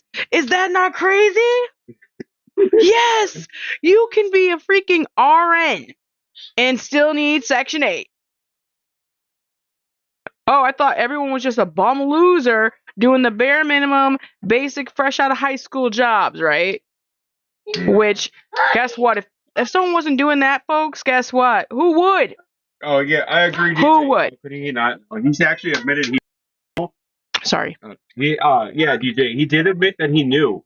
He actually admitted that he knew that they were homeless. But in the interview, one of the first interviews he had, he said all she said was that, "Oh, can you take the kids for a couple days?" And I thought, "No, I'm busy at work." And then, but he's later admitted that he knew that they were homeless. And he also said in the interview, "Well, she could have took it to my family's house," but he didn't say he ever mentioned that to her either. It was like, "Oh, just take him to the family's house," but then who knows if that's safe?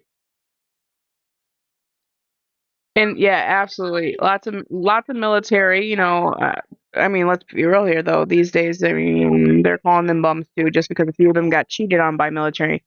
But yeah, they either can't qualify or they're relying on it. And there's just a lot of, background stories to people getting funds and how they qualify and if they're going to be able to keep them. Oh, it's literally making me sick right now. Literally. Hold on 1 second, guys.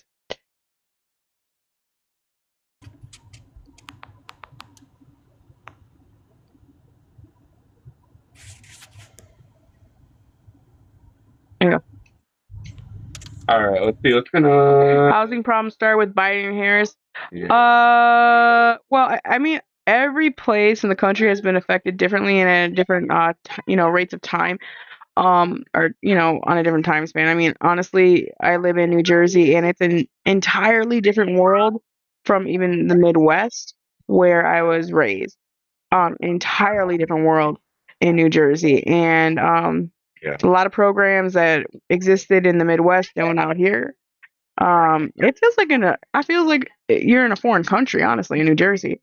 No one speaks English really, which is what it is. My father, I'm first generation American, my parents were married, and my mother was a born American citizen. In case some of you guys want to try to deport me or get ISIS over here, because you guys hate illegals or anybody you think might be related to one. My father also came here legally. I mean, it's verifiable. So I just don't want to deal with ISIS. Naturalized citizen. Yeah. Someone call ICE on me. I dare you. I was born in Brazil. I was not born in America, and I got my naturalized citizenship. So eat it. Yeah, there you go, right? Hey, can I We ask a question we real quick? did it, guys. Go ahead, Steven. So does anybody know what's the backstory on her not having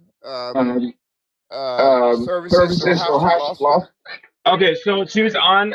So the housing authority already has validated she was on the waiting list to get housing, which they should have given her a place to stay, but they didn't do that. No, but wait a minute. Hold on, brother. Hold on. Okay. So what happened before that? That's what I'm trying to do. Was she living with like the boyfriend, or was he the boyfriend or husband, whatever? Was she living with him and then they broke up and then she was looking for housing? That's what I'm trying to find. I'm trying to find that out too, because I'm like, how did she become homeless in the first place? That's kind of what I want to know. Because I think the guy is wrong as a father, but it's a lot of the story that's missing that doesn't make sense. I mean, it doesn't make logical sense, and I'm wondering if there's some kind of care that she may need as a person that she wasn't getting to put herself in that position because you know I used to tell my son when he was 18 years old, you gotta do stuff this year so you'll be prepared for next year, and you have. Can you still hear me? Yeah. Oh, I was just thinking, what could have possibly happened, honestly, because out here in New Jersey, landlords like to sneakily evict people, not by saying eviction when they're on Section 8.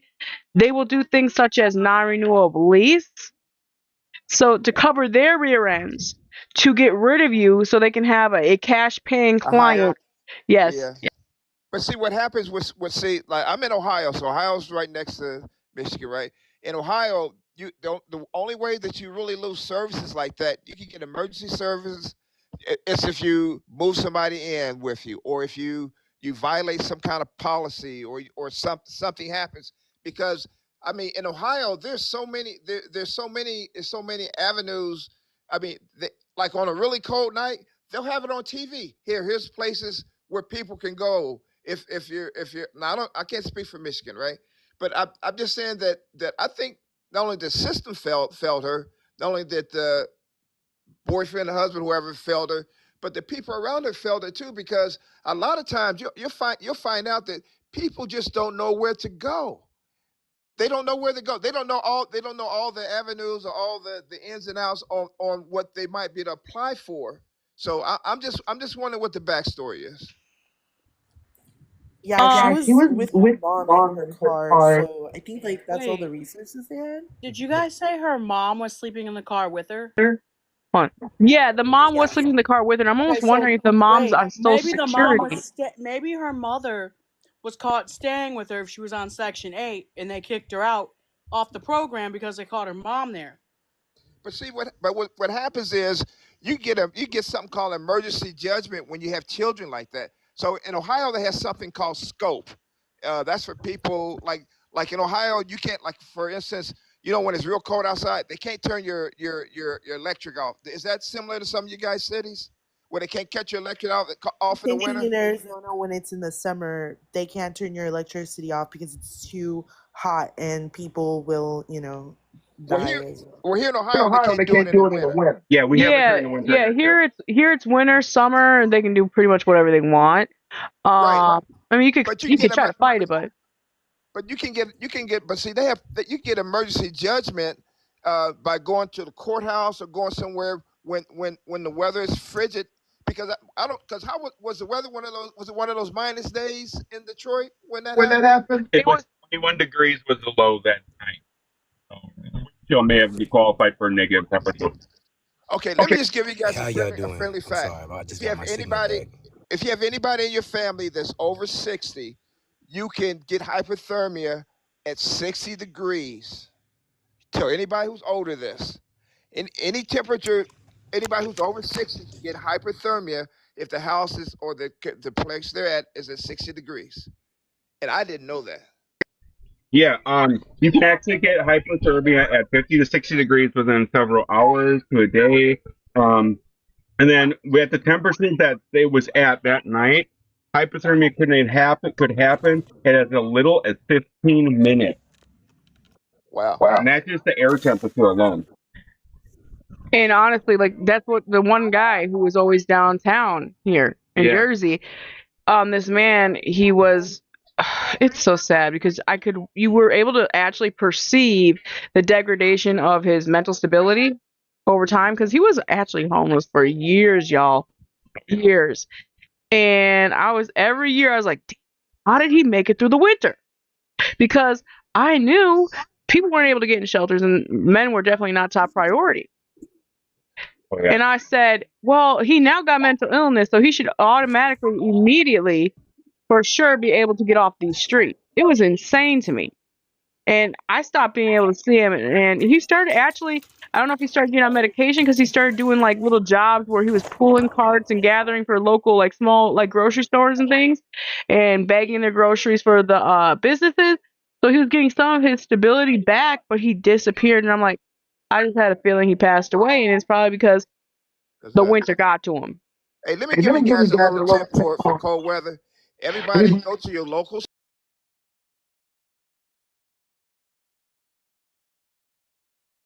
and then buy your tent. If you buy a tent that you can put your whole family in and on the inside of the house, you buy, and then what you do is you put all the kids in the family in a sleeping bag. You put covers over the sleeping bag, and the body temperature between the people inside the tent and the sleeping bag acts like a heated igloo inside your house. So you got the layers of covers all over, like when we're little kids. Yeah, you know, kids make tents with a lot of covers. So you just layer the tent with covers. Get you a cold weather sleeping bags, and they're like 15 or 20 bucks. They're not a lot of money, and that helps people get through these cold winter nights when our electric was off for like a day and a half, and that's how we survived during the night. Yeah, that's a really good idea. I know in Jersey, this has been the coldest winter that we've had in actually pretty much since our whole time of living out here. And I find it very interesting because I was thinking when I heard about this story, I'm like, what about them sleeping bags? So it's funny you brought that up because I was like, them sleeping bags that I haven't really seen since we were younger and living in Wisconsin. And I thought them sleeping bags are supposed to keep you warm in like them sub-zero temperatures. So Right. yeah. Yeah. So I mean, just pass that on because that will save somebody's life in emergency. Yeah. They should be handing those out at the very least to the homeless. Well, only reason I know about that is that from the Air Force, like they got a place called Minot, North Dakota. Okay. And it's so cold there, you hardly have any animals, no trees. They have to have block heaters in the garage to keep their cars from freezing. And they have the Air Force have the cold weather gear, and they had the cold weather sleeping bags they had at the Air Force base that I was at in Ohio. And I've always had those, and now they sell them in regular outlets.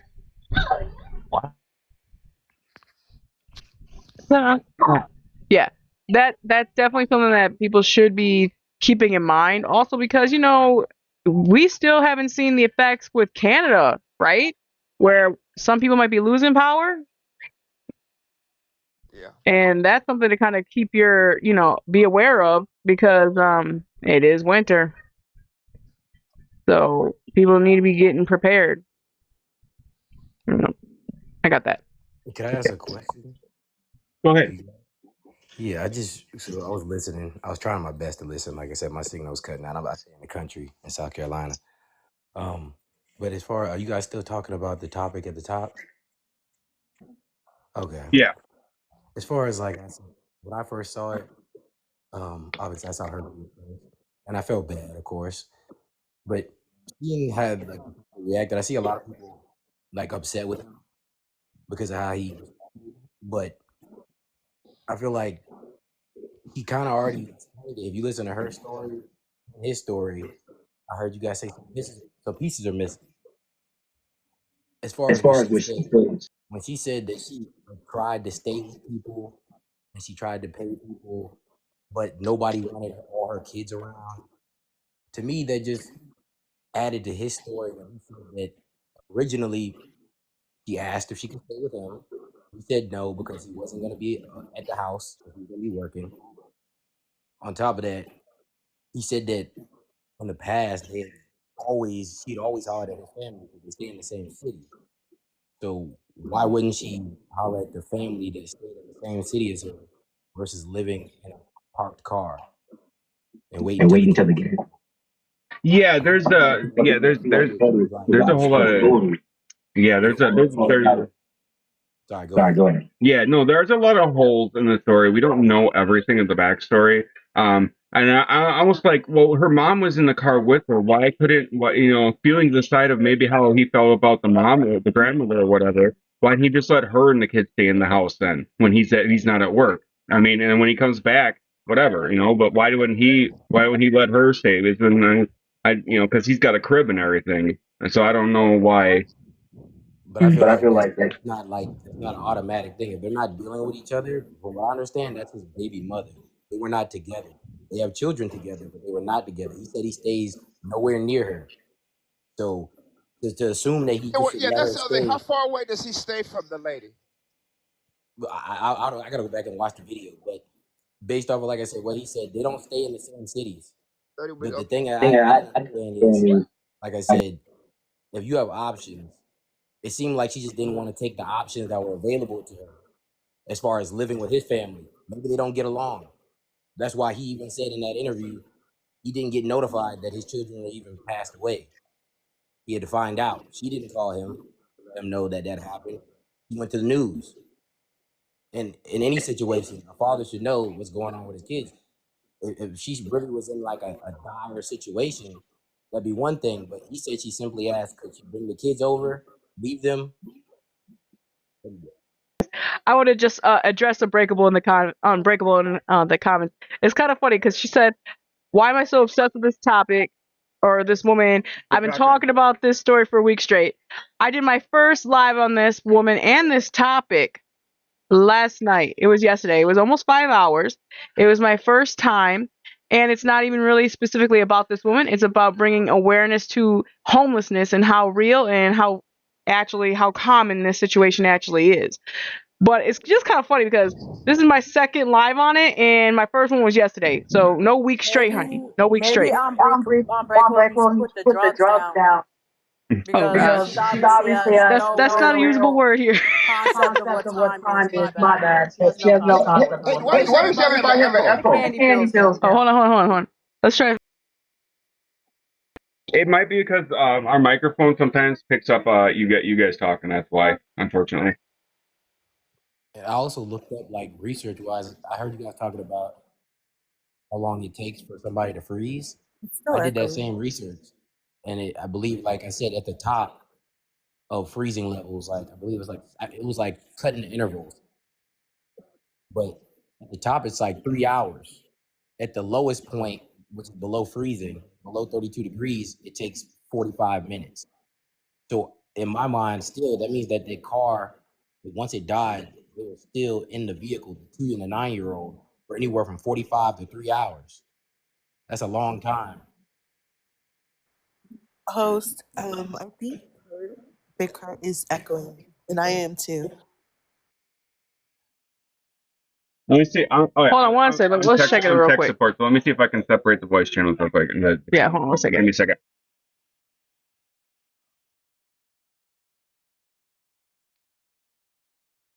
Am I still echoing? Yeah. Yeah. Now I don't have an echo. Oh, now I do. Sometimes if you click off the and click back on. Click off and click on. I think it's signal issues with other people. I think it is. Yeah, I don't think it's us. Is the echo still there now or not? I don't hear nothing right now. You guys, it might actually be somebody else in the live because right now I'm breaking it apart. Yeah, I don't hear nothing. All right. Well, Have I an switched things echo, up. So. but everybody else sometimes I don't know if they do now, but oh, You now it's have a gone. signal. If a signal starts to get kind of low or funny, things do start to echo. It did go away. I don't Oh, it hear went it. away? Okay. Yeah. Hey, I They want to said it went give away. another suggestion to people. Go on YouTube. There's a portable heater that you can make for your house that involves because we're involves a voices. candle and Mm. some kind of cloth and a copper tube, and it's supposed to be enough to heat up a 10 by 20 room, and that might be enough for a person to survive overnight or a couple days. But Or even they have dollar hand See? warmers at like Dick's Sporting Goods. Oh. no, no, You can like keep them in your pocket and they'll keep you warm. yeah, but ma'am, this is a thing where you burn, but you burn a candle and you slip a pipe down in it and some kind of cloth that burns slow like a wick, and it comes up like a tube, and it blows out hot heat, and the heat gets up to like 900 degrees, and it'll heat up a 10 by 20 room. Using a car, I'm just saying, like, if you're in a car situation where you can't use electricity or right.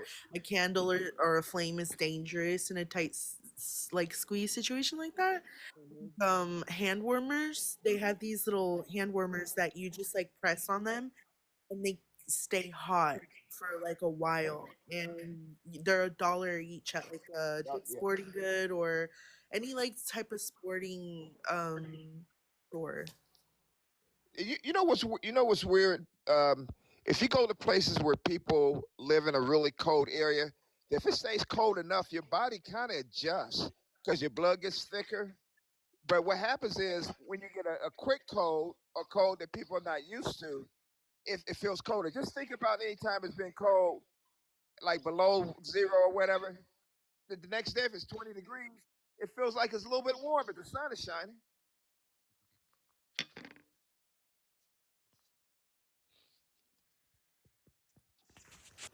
I just feel like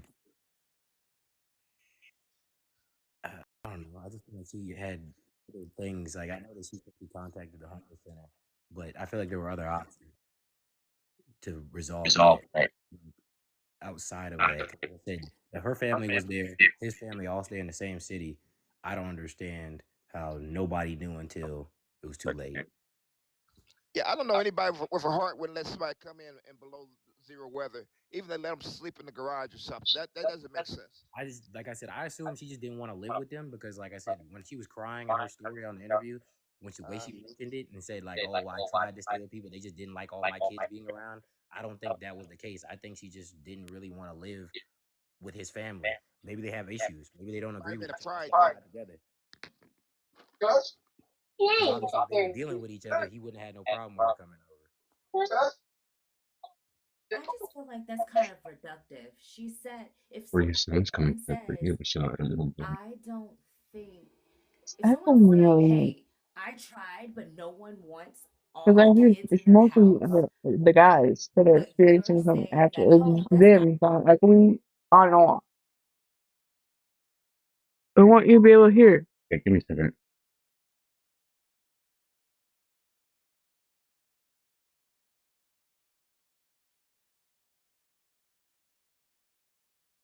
Even says she asked him to take her. He said no. Yeah, He said said no. that was much prior. And he said that was the last time he was seeing the kid. Was before that they had a visit. He also had stated that anytime she ever needed a place to stay, she stayed with his people. He said it was never a problem before.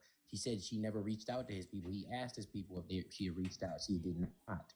She So reached once out again, to him. it doesn't matter. That's what I'm. It does matter. He was the father. I don't know They a don't stay single in the same man. area. How would she have gotten It there? doesn't matter. It does not matter. I don't know a single man who actually is there for his kids and loves his kids that hasn't seen them in 2 months. You're saying they don't live states and states away. It's like an hour. I think it was less than that. I think someone said no, where they stay is technically only 45 minutes because of traffic. So absolutely not. That is an excuse. You are giving this man an excuse when he should have known where his kids were. He hasn't seen his kids in 2 weeks and he's 45 minutes or 2 months. Well, no, he said 1 or 2 months in the interview. But the fact that he doesn't know that it was 1 or 2 months right there should tell us that it's lying. No, like I said, You don't know if you don't know if you didn't see your kid in January or December. like I said, You that's a don't know crazy that. assumed to make about somebody. Based But off, you like I just said, made if they're not together. the assumption that she because had too listen, much no, pride because to what you ask said, I when didn't say she she was said, prideful. I said yes, she you said she did. You attempted. said it was a But pride I don't thing. think she No, I actually think, wanted to ma'am, stay I with think his people. I You're might have making said up that. It words. might You're have just been a adding pride. I stuff. don't think I you might said that. I said okay, it may have been the Steve that said that. My apologies. I'll take exactly. that I back. did never I say just, that. and I the reason simply I said said that that But there because probably either was an go way, that issue. way. but either way, you did say that you thought that she was not telling the truth about that when she said nobody wants all those kids in their house. That's No, what I she said that. said. I didn't say she was lying. I said that simply when she stated that, when she was going through her statement, she was kind of stumbling over her words about what was going on. Like I said, she said that she had attempted to stay with people. She attempted to pay people, but she said they always had a problem with her kids being there. And I said, first of all, when you were making your assumptions about family and stuff, for one, a father doesn't necessarily, especially depending on the state. In my state, you don't get to keep tabs on your kids just because you're on the birth certificate, just because you pay child support, just because of any of that. The mother And what gets to state do is whatever she that? wants. It's a mother state. I'm in And what South state is Carolina. that? It's a mother state. I'm literally going through court right now. So you can't tell me that a father can't love his kids and not keep tabs on his kids. Literally, that's not up to the father, depending on the state. Like I It's said, up to the custodial if parent. you don't know So what look your up the kids laws before you are, assume stuff and like that. but then, honey, he couldn't even tell when the last time he saw his kids. He said, "Oh, a month or 2." What do you mean? Is it a month or is it 2 months? You have to between two. It was like 2 months ago. He said he had a visit with his He kids. said and 1 he or said, 2 months. So is it 1 or 2 months ago? does it You matter? don't know. Yes, it does. It means he's. If someone, if You're not somebody dealing- says, you're co-parenting "When's the with last somebody, time you you saw don't your get kids?" to- I don't know. It was a month or 2 ago. What? That's telling us that, and That they're someone not said in this house cooperating as that co-parents. That's what it tells you. That's all it tells you. What you're saying is a bunch of assumptions. Like I said, it's if not they- an he says, assumption. oh, That's if he says exactly he- what he said. I It was literally a just month explained or it to 2 you. months, which I means he literally does just not explained it to know. You're Hey, not That even man being is logical. exactly Like I that just man told is you, we're not not active an active co-parents. dad. And we're not active co-parents, and we're not actually working together. Like I said, Simple clearly facts they're are, not she working said, together. but the point is, she said, she asked him, If she could drop off the kids, and he said, "No, I have work." and he said no. He denied taking his kids when it was at a time that she needed him to take them. And that He right died there is a 2 months reflection later. of That's not him the same as thing. a father. You're exasperating because, like I said, that was 2 months later that the 2 and the 9-year-old passed away. That means she had 2 months to figure out. Like I said, 2 the months situation in which outside of. he didn't see him because his Yeah. own words, 1 or 2 months. I haven't seen him Hey, since does He said she anybody had not know how contacted long him. she was Hello? sleeping in that garage? Does anybody know how many days or weeks she was in that garage? No, nobody knows. I'm pretty sure The only she thing we know, mentioned it in her interview. But yeah, the only like the I only said, thing we know for sure that was reported by police is that for that night, they entered that parking garage at 1 a.m, based off security cam footage. She's been living What in was the car for 2 months, right? 3 since November. Oh yeah, 3. How about 3 months? So was that she might have been working? their Was she that might have working? been her spot because I know sometimes like with homeless people they go to a specific spot, so maybe that was her spot because it was more like as closed in as she could find for them. So a while lot of she's people are outside. homeless in Ohio. They go to these 24-hour laundromats. yeah, I've seen It's those. warm inside. It's warm inside. People live in Ohio. Yeah, yeah. But like I Yeah, said, and a lot of regardless- casinos have big bathrooms too, so they might have been able to slide in and shower and wash up and all that Right. stuff. So it's not a Right. bad place to do that. So that also, it may be her spot. But like And I the said, only bad part, regardless she of- couldn't bring the kids inside of there. But But she I, could go like I in said, there. I also think, like I said, what he said in the beginning, if they've never had a problem before with her dropping the kids off to his mother, his sister, all the people he listed that were in the city that surrounded her, you can't, like I said, put all the blame on him for not dealing with the other co-parent. Like I said, especially if he hasn't seen his kids. There's not, like I said, that's not how that works. Okay, but If my then baby what mother is this? calls me Hold right on, now, hold my on. baby mother called me right now, and she doesn't explain her situation, but she just asked if she can drop my sons off. No explanation, but just ask, and I say no. And then 2 months later, she's like, "Oh, on the TV talking about my kids passed away." But that's not. You It's would not the be same partially thing. at fault. She reached out for help and you denied help for your child. For your That's child. not just assuming that, like I said, she told him that she was homeless. He even said she didn't say that she was homeless. She just asked if she could drop the kids off. It doesn't She never matter if she said, extrapolated. honey, if No, it I'm does the matter. full It does matter. caretaker It does of matter. your child and you know you haven't seen your child, and I'm like, hey, I need you to take the You don't kids. have legal rights And over those children. Obviously, she did. If you don't have legal rights over those children, it doesn't even matter if she says she can drop the kids all her ass. Once she decides to get those kids back, or she calls the police or anybody, you're in trouble. Like I said, I live in a street where I pay for my children, and it does not matter. They've told me plenty of times. well, you honey, don't I have don't legal think rights he's unless you paying pay a for them. dime because ain't no way he's paying any types of child support and they living in a Child van. support Let's be has real. to That find you man, too. that man isn't paying a dime, isn't doing anything. Let's be real. But sis, What did she do? I think there's a lot of holes in this story too. I think you're correct. My daughter went to Dallas a week ago. And you see all these airplanes doing whatever. I called her every day until she got home. And then when she comes up here to travel, first thing she do is, Dad, I got home. So bro, in a way, both of you guys got a point, because if it's bad blood between her and the guy, maybe she's not. Maybe the guy's saying that you ain't this, you ain't that, you start whatever. So maybe she don't volunteer all the information, but she say, can you get the kids? But in the still fact, as cold as it is, he got to be wondering, well, how my kids doing on this cold night? When I hear about something like my grandson lives in Antioch, Tennessee. They had a guy that did a mass, you know what, there, right? First thing I thought were, wait a minute, let me check on my grandson. When it's cold outside, you got kids. The active parents would have that thought, bro. But if you got bad blood between the mother, see what men and women don't understand between each other. When it's bad blood, it's like a buffer that keeps each other from getting together, and the kids are the ones who suffer. Exactly. Bad blood between both parents, and we don't know the extent of the bad blood. But I'm gonna say both. I think the father is negligent, and I think the mother is too. And I think if the mother has the grandmother with her, then there's something going on in that family that somebody's not thinking straight or doing something straight. Because you know what? Success has evidence, and so does failure. Somebody has not doing the correct procedure on how to do things. Everybody has tough times. Something's not going right with this lady to be in that position in the first place. It might be based on what the guy did. He might just be able to lose a bum. But if you know you got to lose a bum, hey, wait a minute. It's about to get cold. What are we going to do? If I lose this place, what's the next step? So it's got to be like if I was to lose everything I have right now, I would be smart enough if I didn't know, to talk to somebody who did know to see how I can get some help. And my point, like I said, my point I've been making this whole time. Like, if there's no communication, no constant communication, I could check on my kids all the time. Like I said, I can call my baby mother all I want. If she doesn't pick up the phone and she doesn't tell me the situation, I don't know what's going on. Last time my kid got hurt, kid got hurt when I was at work. My baby mother did not call me. She don't want you to know because she think it's something that reflects on her. You can't get. I had to find out through family members that my child was in the hospital. I She feel didn't want like to tell this. me because she didn't want to get in trouble. Bro, with nobody. last time my power went out, I had 8 or 9 friends call and check, because they knew that our area went out to say, man, if you guys need to come stay, you can stay. And so what I'm saying is, you got to people got to start connecting up with the right type of people too. Wait, isn't that?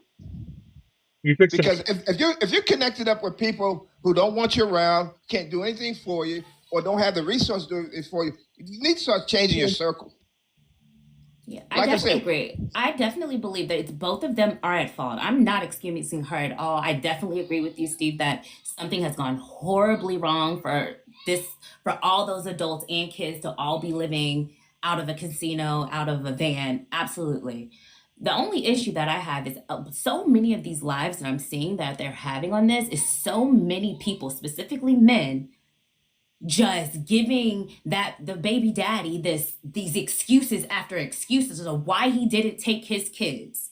You know why? If he couldn't find the kids, he could have called the cops.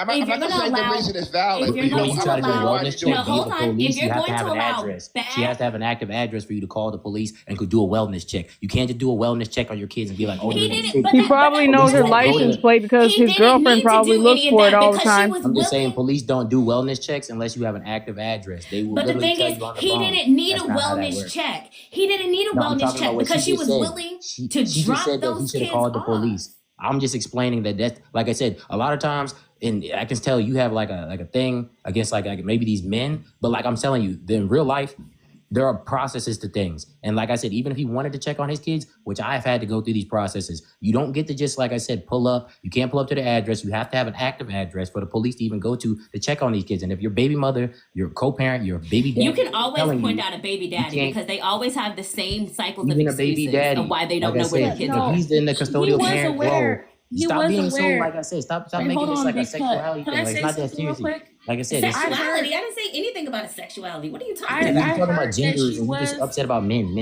That's all What you're saying. genderism? What are Oh you my God. talking about? The only thing I you heard. addressed is like I said, your anger towards, like I said, the men that are addressing this issue. Like I said, even when he came out, the baby daddy came out, people were upset. Because one crying on thing the news. remains is true, and something That's that not. he admitted and she admitted. It was, she asked me to take the kids, and I said no. And that right there is the end, is the beginning and the end of it. She tried to give you those kids because she could not take care of them, and you denied No, your children. That's not what I she feel said. no. He's at. That simply is it. He That's is not at what she said. fault. He is at fault. But I heard that she got evicted from her apartment and he was already staying with her. And it wasn't until she got homeless that he left her. But I feel like he is at fault because he's responsible. But she shouldn't have even been laying with a man like that. I feel like both parties are responsible. Definitely, both parties Well, are yes, of responsible. course she shouldn't have been laying with a man like that. But those kids, he should have taken his kids. We know she's at fault. The kids, unalived on her watch.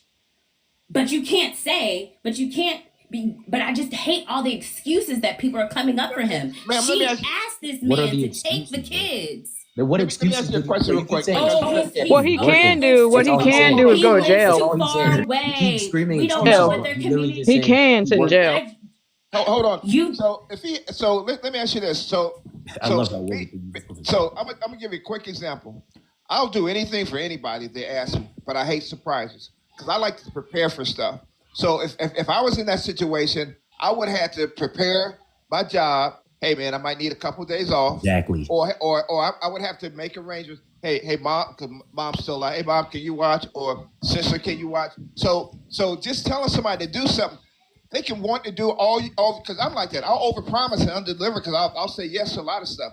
But you have to have a plan to do something. So if she said that, he had to have the mechanism to do that, or it's the case of him just don't go to work and keep the kids. Then they're all out in the street. So Literally. it's some nuance to this story. I think, ma'am, I think you're right.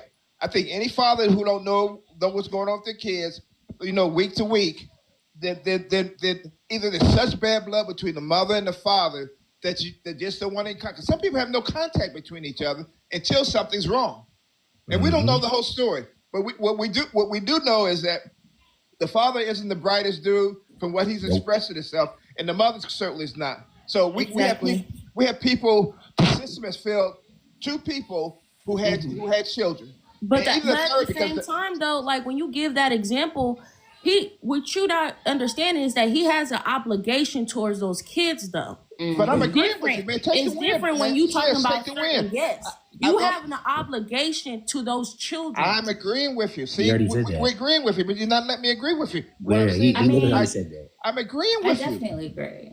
Listen, the whole if thing the is- mom didn't the take whole the thing, kids, when if the father had the primary custody and the mom didn't take the kids, everybody would be like, how dare she? How dare she not take them kids? How dare she not call out of work? How dare she not come up with some way to immediately take them kids? Or they'll be like, why didn't she have custody? Right. Why did the Because dad have custody? That would be the immediate If a response. woman doesn't have custody, it's always gonna be like, well, what's They're wrong both with to her? blame. They are They're both to blame. But when he said, oh, you got time to prepare, when those are your kids, you got to stop everything. You have an obligation. Right. It's not even a Ma'am, favor. ma'am, But like you can't- just said, you if he can't- no, were no, to you stop, can't- if he were to just stop everything, he would not. Like I said, I've literally had to deal with the same situation. You can't just, like I said, drop everything and screw up all your income. Especially if you're the only one making money for your children. You can't just stop what you're doing. There's no way. He wasn't giving her no money. Let's be What real. was the he other doing? answer to that, he What was should her have had to job? do that within a few days, though.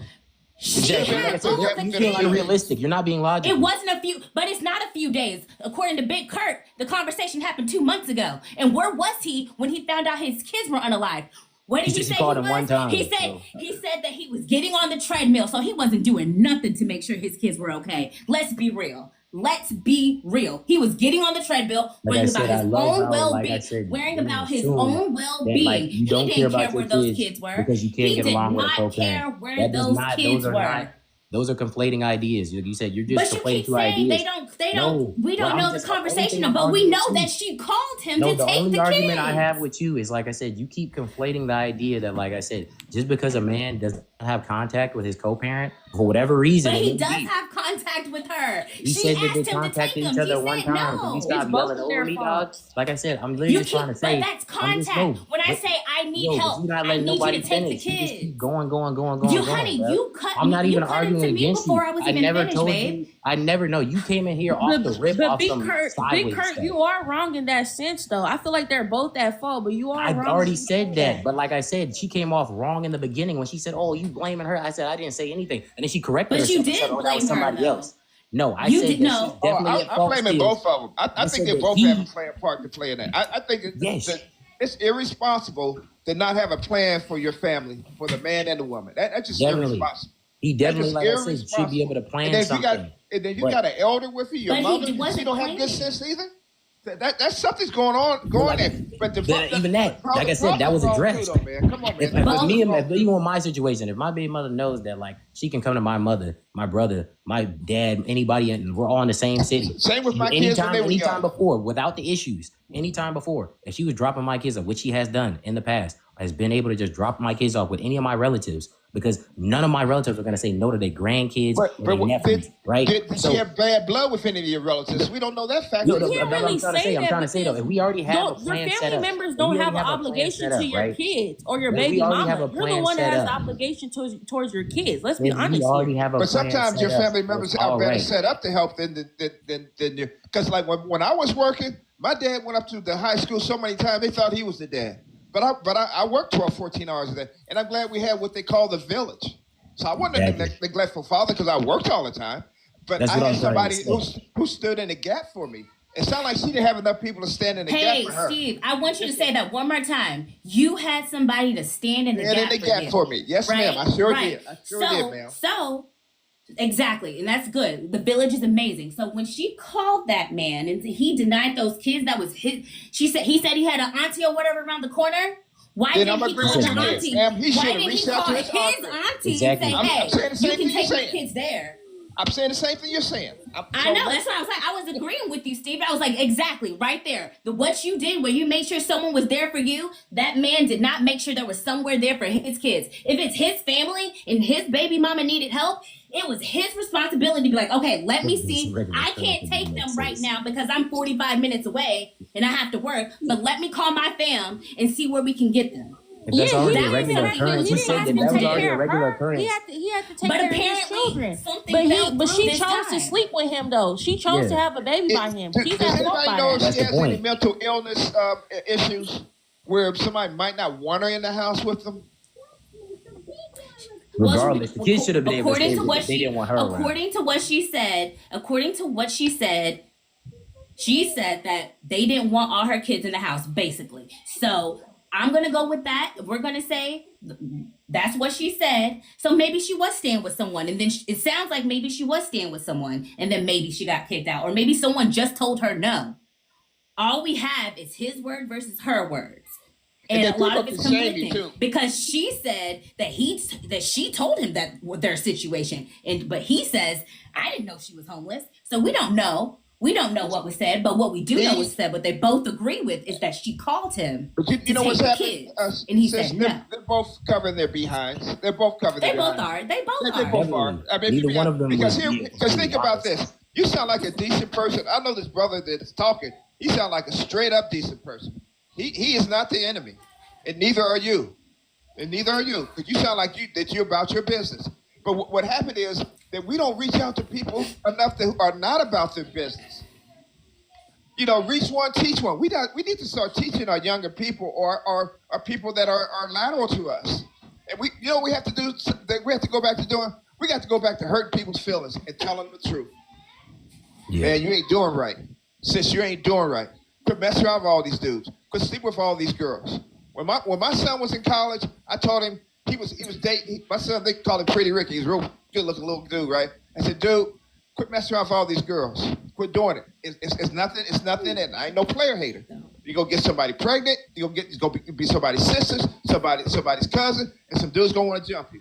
Or it could be even worse. I said, go to school, and then what you want to do after that, do that. But just live your life a good, clean way, and things come out better for you. Not perfect, but better. And for some reason, everybody involved in that situation seem like they're below the poverty line. Something's missing. Even if he's talking about his family, it don't sound like his family's doing that great. Right. But They I might think, not. like I said, But still also, if you're like, even like I said, like I've said, I've had to deal with my baby mother at one point stayed in a house that she just wanted because she wanted to move away from her people, right? So I already knew where she was originally. She was like 3.5 hours away. You know what I'm saying? But she decided she wanted to move back to the city where we met it, but she didn't have a place. She still wanted to come back regardless because she just didn't want to live with her own mother and father because she didn't like their rules. She didn't like what they were doing, whatever the case may be. She comes down here, moves into a facility, a house that literally had black mold in it. It didn't have windows that were properly made. It didn't have a proper way to lock the door. And guess what? I had no choice in telling her to move out of that place because she didn't want to listen. It's up to her. She's the custodial parent. I didn't have any choice. I called, I asked if I could do anything about that, if I could switch anything up, if I could try to help her find another place. It didn't matter. She said she was happy with where she was at, and that was it. So when my kids get sick, when things happen at that house, when the windows break, somebody breaks in, I couldn't do anything. I couldn't stop. But you're a father, though. Yeah, but most women don't understand that women sometimes take kids away from their dad and they don't want them knowing anything. I told my son, being a father is the most thankless job that you ever have in your life. And the fact that people don't realize that you got them out of so much trouble, or you were the one standing in the gap, that means you did a good job. Don't look for thanks. Don't look for thank you. Don't look for recognition. Just keep doing the right thing, man. As you do the right things tend to turn out right. I've been told since my kids were born that fathers are second-class citizens. I was told at my child's birth, my firstborn, the nurses, the doctors, they all joked about it. We're second-class citizens. Nobody cares what the father is trying to do or is attempting to do. It's only what the mother does and if the father supports her or not. That's it. That's all. Hold on, guys. I don't think Nina Thickums had a chance to speak. I want to give Nina Thickums a chance to speak. I don't think she had a chance yet.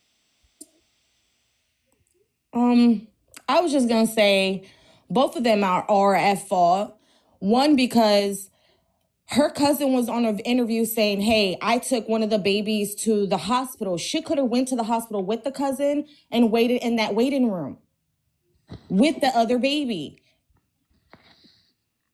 Now, the dad is at fault too, because if you don't know what your children doing or if they're going hungry and they're out in the street while you're having nice hair and nice clothes, something's wrong right there, because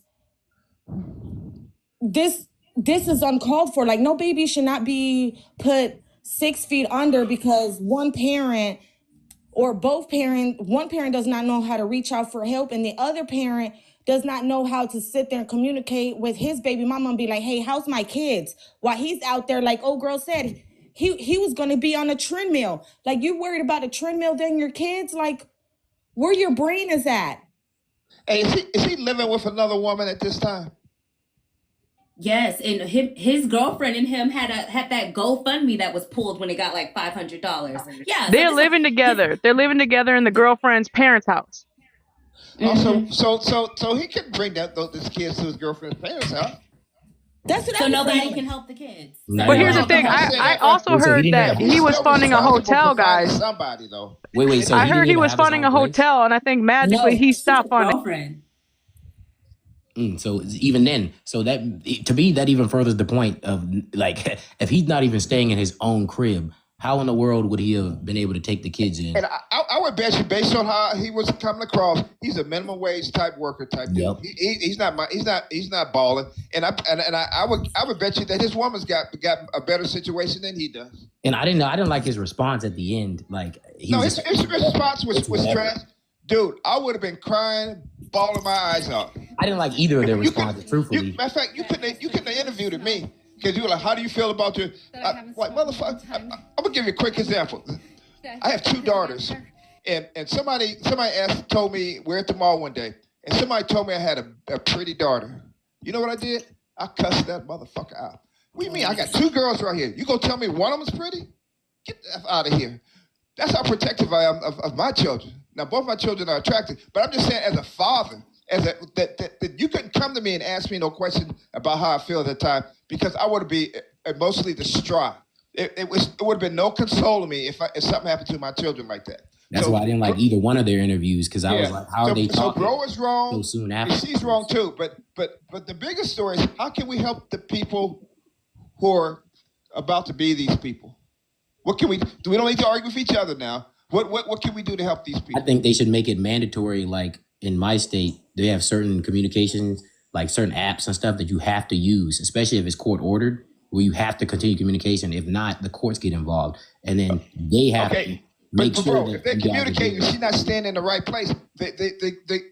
What can we do as individuals to help people know the alternatives, things they have to do if it's too cold, if they don't have enough food, if the kids don't have clothes? What can we do as a society, let's say as a people, what can we do to help? Because us arguing against each other and our point of view is not going to help them. What can we do to help the next person?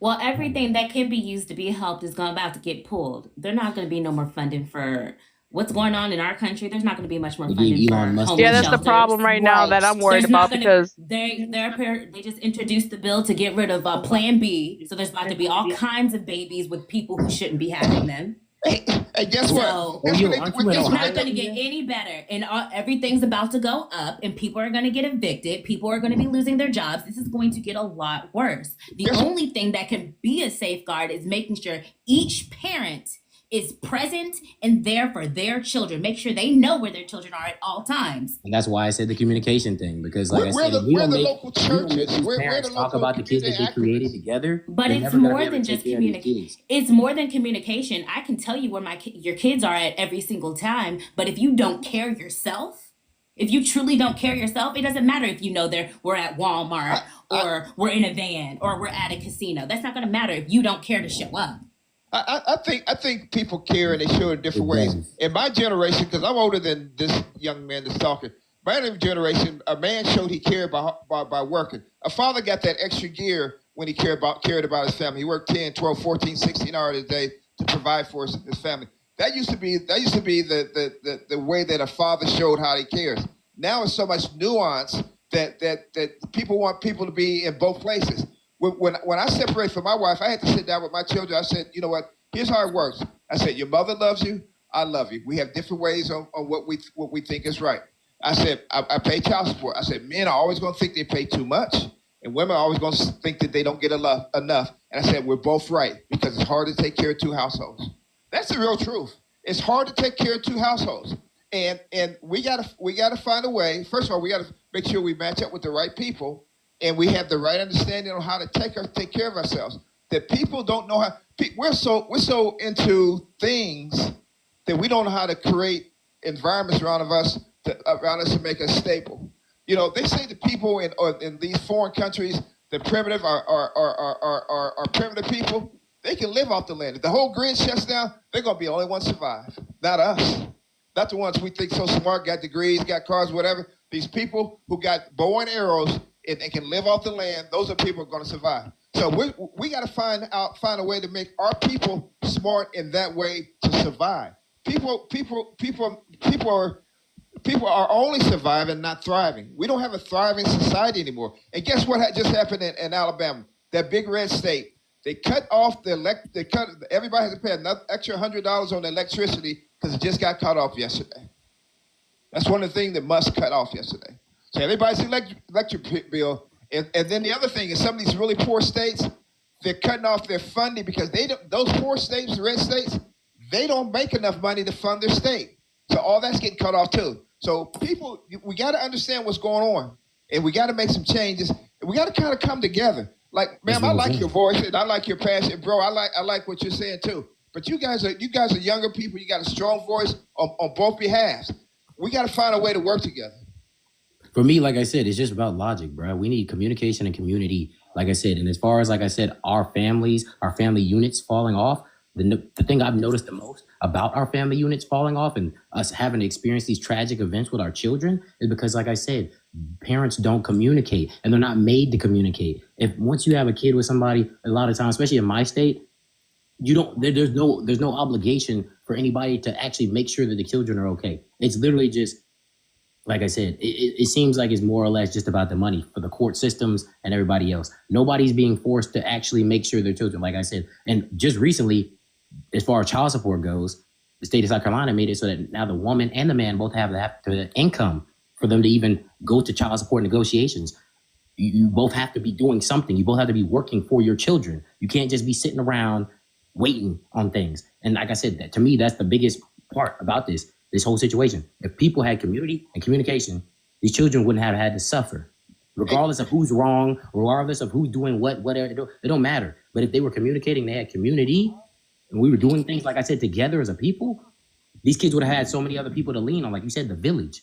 Hey, get somebody who's smarter than me. And nobody was there to look out for these children. There's 2 whole families that have merged into one. There should have been no excuse why there was nobody to look out, like I said. And as far as my family goes, my family is very big on that. Very big on community and communication. But I feel like it's everybody has to also look the out for point of everybody. reaching out, though, because just like me, I don't have my baby daddy in my life or whatever, not giving me no child support, no nothing. And I found help through the community where there's a pregnancy center that would help you with your baby, put clothes and food on their back until they're 4 years old. It's the fact of you reaching out. You can't just have the help come to you.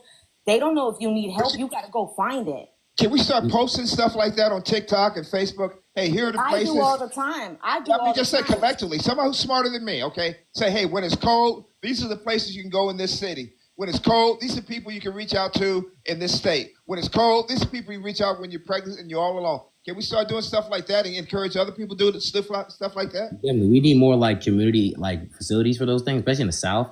But like I said, also vice versa to what Nina said, reaching out and being somebody reaching out to you, they have to also accept that hand. So like I've tried to reach out and offer things to my co-parent. If she don't want it, she don't want it. Yeah, if I see somebody can send it back, then that's it, what it is. If I buy my kid something and she gives it away, it is what it is. I can't do anything about that. Mm-hmm. So you Bro, can't I just want to keep send my screaming that like, oh, you gotta be a real dad or you gotta be a real mom. If the other person doesn't want to cooperate with you, then when the kids are gonna suffer no matter what. Yeah. It doesn't matter how hard you try. I wanted to send my kids to private school when they were young, He's and my not out ex-wife here was giving- against he's not out sending here, my kids to private school. and She's not it out was here paid getting for. help from him. He's a bum. But I'm not talking about him. I'm just not like talking I about him. We're didn't talking get help about from my the baby overall daddy, community. she could have went to the hospital and be like, look, I don't have this, I can't help this and this and that. And them resources in that hospital could have gave her the same resources that they gave me. They gave me free diapers, they gave me free food, free clothes, a free car seat, all of that. It's the matter of the fact that you got to reach out. These help is not going to come find her. She got to go find them. Or call the news. Call the radio station. Say, hey, I got 5 kids and we're freezing to death. Call somebody. Right, Yeah, that's all it is. so- But no, she didn't do that. She even had a baby that went to a hospital. That's where a lot of people is forgetting. Like, we're feeling sorry for her, right? But the cousin that's on these interviews, she took one of those babies to a hospital. So guess what? That mom could have took the other baby and waited in that waiting room in some nice warm heat in the hospital, but she decided not to go. She waited in the car. So whose fault is it? It's And you both could of have their called the fault. police. And Yeah, you they could do have make I you mean- wait all night. You go to the hospital, you get there about 4 or 6 hours, so she would have been straight. Yeah, And that, you- you and- get what I'm saying? And if you call the police, typically they have a community center or a community line for most police stations. So they offer that information. So even if she kept saying she called like the homeless center or whatever, if she called the police, simply called the police would have offered her directions, even a ride possibly, to get to these places, because I've seen it happen time after time again. I've even had the police tell me, like I said, as far as what I needed to do to get a better like outlook on my children, because I told them I was having issues with my co-parent. They gave me options. They gave me things I could do. They gave me numbers. They gave me a bunch of information as far as how I could make it better for myself. If I was so concerned about my kids, how I could get more information about them if my co-parent didn't want to give me that information, whether it be doctor's appointments or whatever. Like I said, they gave me options, but all I had to do was talk to them. I My didn't have thing to is, call. why didn't she go to a church? She could have walked in a church. The church is free. And that's why I don't believe it, man. Because when people say I did this, I did that, they might have did it one time. Because I'm gonna give you another quick example. That I was trying to get through to the federal government, a government line, and you have to call it like 100 times to get through because you got to keep calling. She might have called one time or twice, Yeah. but no way she called somebody consistently and told them we out here in freezing cold, and somebody didn't try to. If you would have told me in the grocery store that you're freezing, I would have, and I didn't even know you. I would have had a heart to see what I could do for you. Right. Right. But my thing is this. Okay, look, I live in a small town, right, where you have to cross the ferry for hospitals and stuff like that. But I know for a fact that they always give you a number if it's freezing or it's like bad weather over here. They always have a church open. They always have a shelter community thing open. 911. And I don't see that she had the same problem that I did. That hey, you got to cross a ferry or whatever, or they closed down the roads. No, she had options. No, She I didn't was reach surprised. I was surprised too because she has children, and usually, like over here in California, if you have children, you are an exception. They will make any exception for you. So that's what I'm confused about. But at the same time, though, like in Detroit over there, I guess the homeless shelters, they were full. They were full, and I'm not gonna make. I don't know. I feel like she is to blame, but at the same time, they said that she did call, and You had a baby that went to the Yeah, I feel like hospital. she definitely takes part of the blame. But I'm glad you brought up California because when we're talking about homelessness, the reason why California has such a massive homeless population isn't just because things are expensive there. It's simply because homeless populations know that if they can get to California, they can get a lot more services. Places like Michigan, places in the South is not going to do anything for homeless people The outline except out here.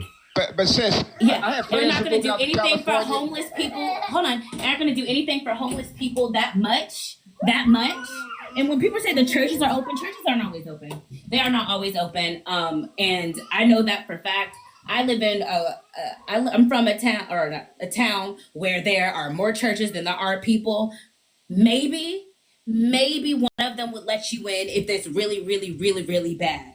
Not all these you cannot count on churches in America. Not always. Half of them are very stingy. Like Then why be a so- church if you can't be a helping hand? No they can be offense. very judgmental. I yeah, went to a church before. that's the reality of churches in America. They'll take your money and they'll leave you out in the cold. Yeah, Hey, I so- went to a church before and I had pajamas, pants on, and I just went for the service and they turned me away. I would never forget that. Yeah, Well- church people aren't always the best Yeah. option, but like I said, typically in past, they there are an option though. We're not gonna say that Yeah, every but then it's church like- or every depend on- church is depend on good, the church, but it's too. still an option. That's all he was saying. Especially and then like I said, as far as the 911, that should have been a first option. If Yeah. like I said, Hey, if she I couldn't got get an a hold emergency. I of got a medical anybody, emergency. They if she can't couldn't turn get a you hold of away. her family members, if she couldn't get a hold of the homeless center, she should have been called the police. She should Yeah, have been she definitely should have done services. more. But I she feel did like get she a was hold in the of somebody. mindset. She did get a hold of somebody. She sent one baby to the hospital with that cousin that was on these interviews. So that's why I'm saying, why didn't you go to the waiting room with that baby with your cousin? You could have been in the warm for all those hours. I mean, honestly, I'm gonna say she's probably a little on the slower side. I'm And not. then too, I mean, like too, not to be offensive. I'm not trying to be offensive, but No, but I mean, you're not being you gotta offensive. remember- I don't think that she's thinking these things through, which is also why I said it's very neglectful situation, and both of those parents failed them because it seems like two parents and neither one of them seem very competent. If we're being all the way keeping Neither one it of them really all the seemed like way they care real. either. To me, Yeah, neither yeah. one of their interviews felt heartfelt. No, I'm sorry. no. I didn't see no crying, Both no of them boo-hooing seem or like they were just coming up with excuse after excuse after excuse. So yes, I definitely agree with you there. And another 100%. place, the airports are another good place if you homeless because people are always sleeping there all the time waiting on their flights. So that's another Right. good place. Yeah, the Yeah, but if airport you're not parking dressed lot- appropriately, then they'll rouse you out of there though. Because it's a lot of policemen in airports these days because of the Homeland Security and stuff like that. But the thing about you were saying about California, man, people move out to California because the weather, you can live homeless in the weather there, and then food grows natural out there. A person can live on the beach and eat pineapple and coconuts and stuff and kind of survive, or get in these little communes and communities where people feed them. So, yeah. That's the truth. That's absolutely, because the South may have some good weather, but it's not as friendly to homeless people as California is. Hello, everybody. I'm Yeah, sorry. they outlawed I homelessness hear out y'all here. talking. I'm a native from California. Okay. Hi, everybody. Hi, Rome. It's very unfortunate this whole situation has happened to this mother and her children. I am a single mother of 4 children. I just received my housing. I live in Lancaster, California. Okay. I was just homeless with my kids. I fought my way the fuck about that situation, you guys. Literally. There are some good programs out there, but you just gotta work it. I really believe if this mom, and I'm a black sister, okay? You know how we are, we're strong. This was a life that unfortunately we were given. We have no choice but to be strong when the fathers decide to go out and leave the woman with the children. That's why they say, mama's baby, daddy's what? Baby's maybe. It is up to us as the mothers to protect our children and to love them.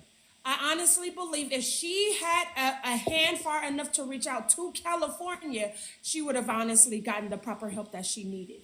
It took me a while now. Once I got evicted, because I had an eviction, I had to fight my way. Like I said, I had to fight my way about this situation, ladies and gentlemen.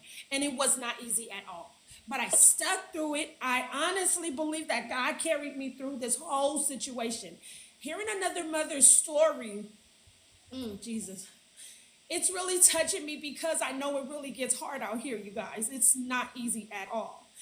I've had doors closed on me, and I had nowhere else to go. Yeah, I lived in the car with my children. So this story really here touches my freaking heart to the fullest of me. I really believe that if she had a handout stretching from California, it wouldn't even be this right now. I honestly know for a fact that when you don't have the right resources, it is hard to fight through the struggle that you're going through and you're facing at that time. That is one thing I know for sure. Literally, because I lived it. So in this situation, the system has failed this mother. And I'm gonna say this because she didn't have the proper guidance. She didn't have the proper guidance or the proper help, the proper programs to reach out to her. I think that if she was to reach out, if they would have made a GoFundMe page beforehand, this whole situation I really think would have been looked at. It would have reached social media, all that, all those types of things. And I honestly believe in California, like I said, I just got my housing. I just got my 3-bed, 2-bath, and I was homeless. I fought my way into some type of help because I'll be damned if I was to be in this type of situation like this. You got to want it to get it. You know what I'm saying? And because I had the proper resources, y'all, I was able to source it through, and God carried me the rest of the way. So it's durable. It is possible, but I really think she didn't even have the proper resources. She couldn't have had. And that's why I say I believe the system failed her. Can I chime in for a second? Go ahead. We listening. Respect to that sister that been through that. Man, I respect what you've been through. You know what I'm saying? I just want to give you your props. Thank you. I want to say that, everybody's saying like, oh, coulda, woulda, shoulda. But you have to look at these people like, man, this lady was not functioning all the way at the top. And neither was her baby daddy. He wasn't functioning all the way at the top. And she is a product, the woman and the boyfriend, the baby daddy, they are a product of their environment. Nothing happens in a vacuum. They don't just pop out and be like, oh, I'm just going to fuck shit up. You know what I'm saying? No. In fact, the lady was living in the car with her mom. So her mom she was a product of her mother. Who knows what her mother went through? So we got to look at these things before we castigate people and before we be like, oh, they could have done better. Or why didn't they do this? Or why didn't they do that? I'm You should have done that. any of that. I think you missed the No, whole he's not saying that you are. No, I'm not saying you in particular. I'm just saying the whole vibe of the chat. Everybody she didn't do this. She didn't do that. But you're looking at it from somebody who's normal, somebody who's functioning high.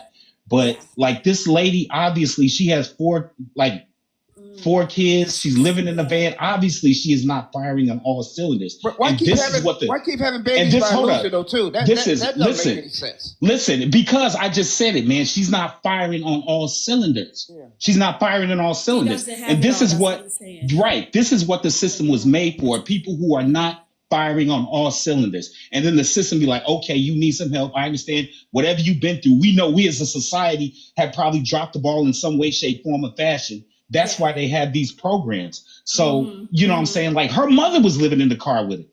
So that tells you where she comes from. And like I said, who knows what her mother went through? You got to take these things all into consideration. And like hurt people. So this dude, like she not going to attract no, dude that's, on his way up.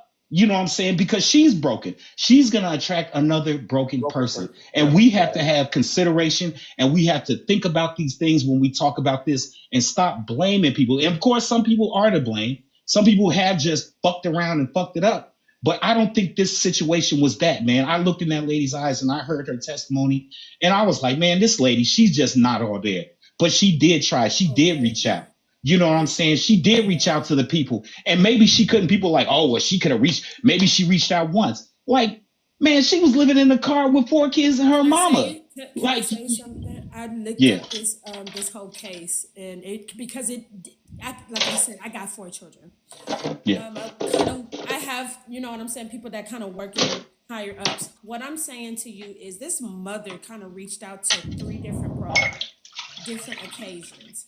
That's why I said the system failed her. If they would have looked at this mother and heard her situation instead of finance, do we have enough to actually bed the mother and her 4 children? That's 5 altogether.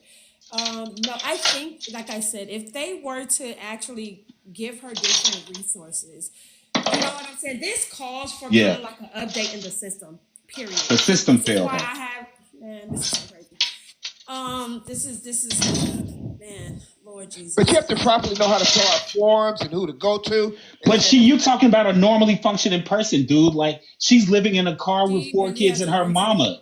Like she's not there. Like stop talking about her. Like you're talking about her like she got all her ducks in a row. And that's what a normal person would do, dog. No. Here's what I'm thinking, man. Here's what I'm thinking. Even people who are screwed up in their mind, they have friends. You know, my mother used to tell me to have a friend, you have to be a friend. And she had, if we have friends, people who don't know how to partner with a man or a woman with friends, there's something else going on with them, man. Either like a woman or a man who's going through a lot of stuff, you get numb after a while.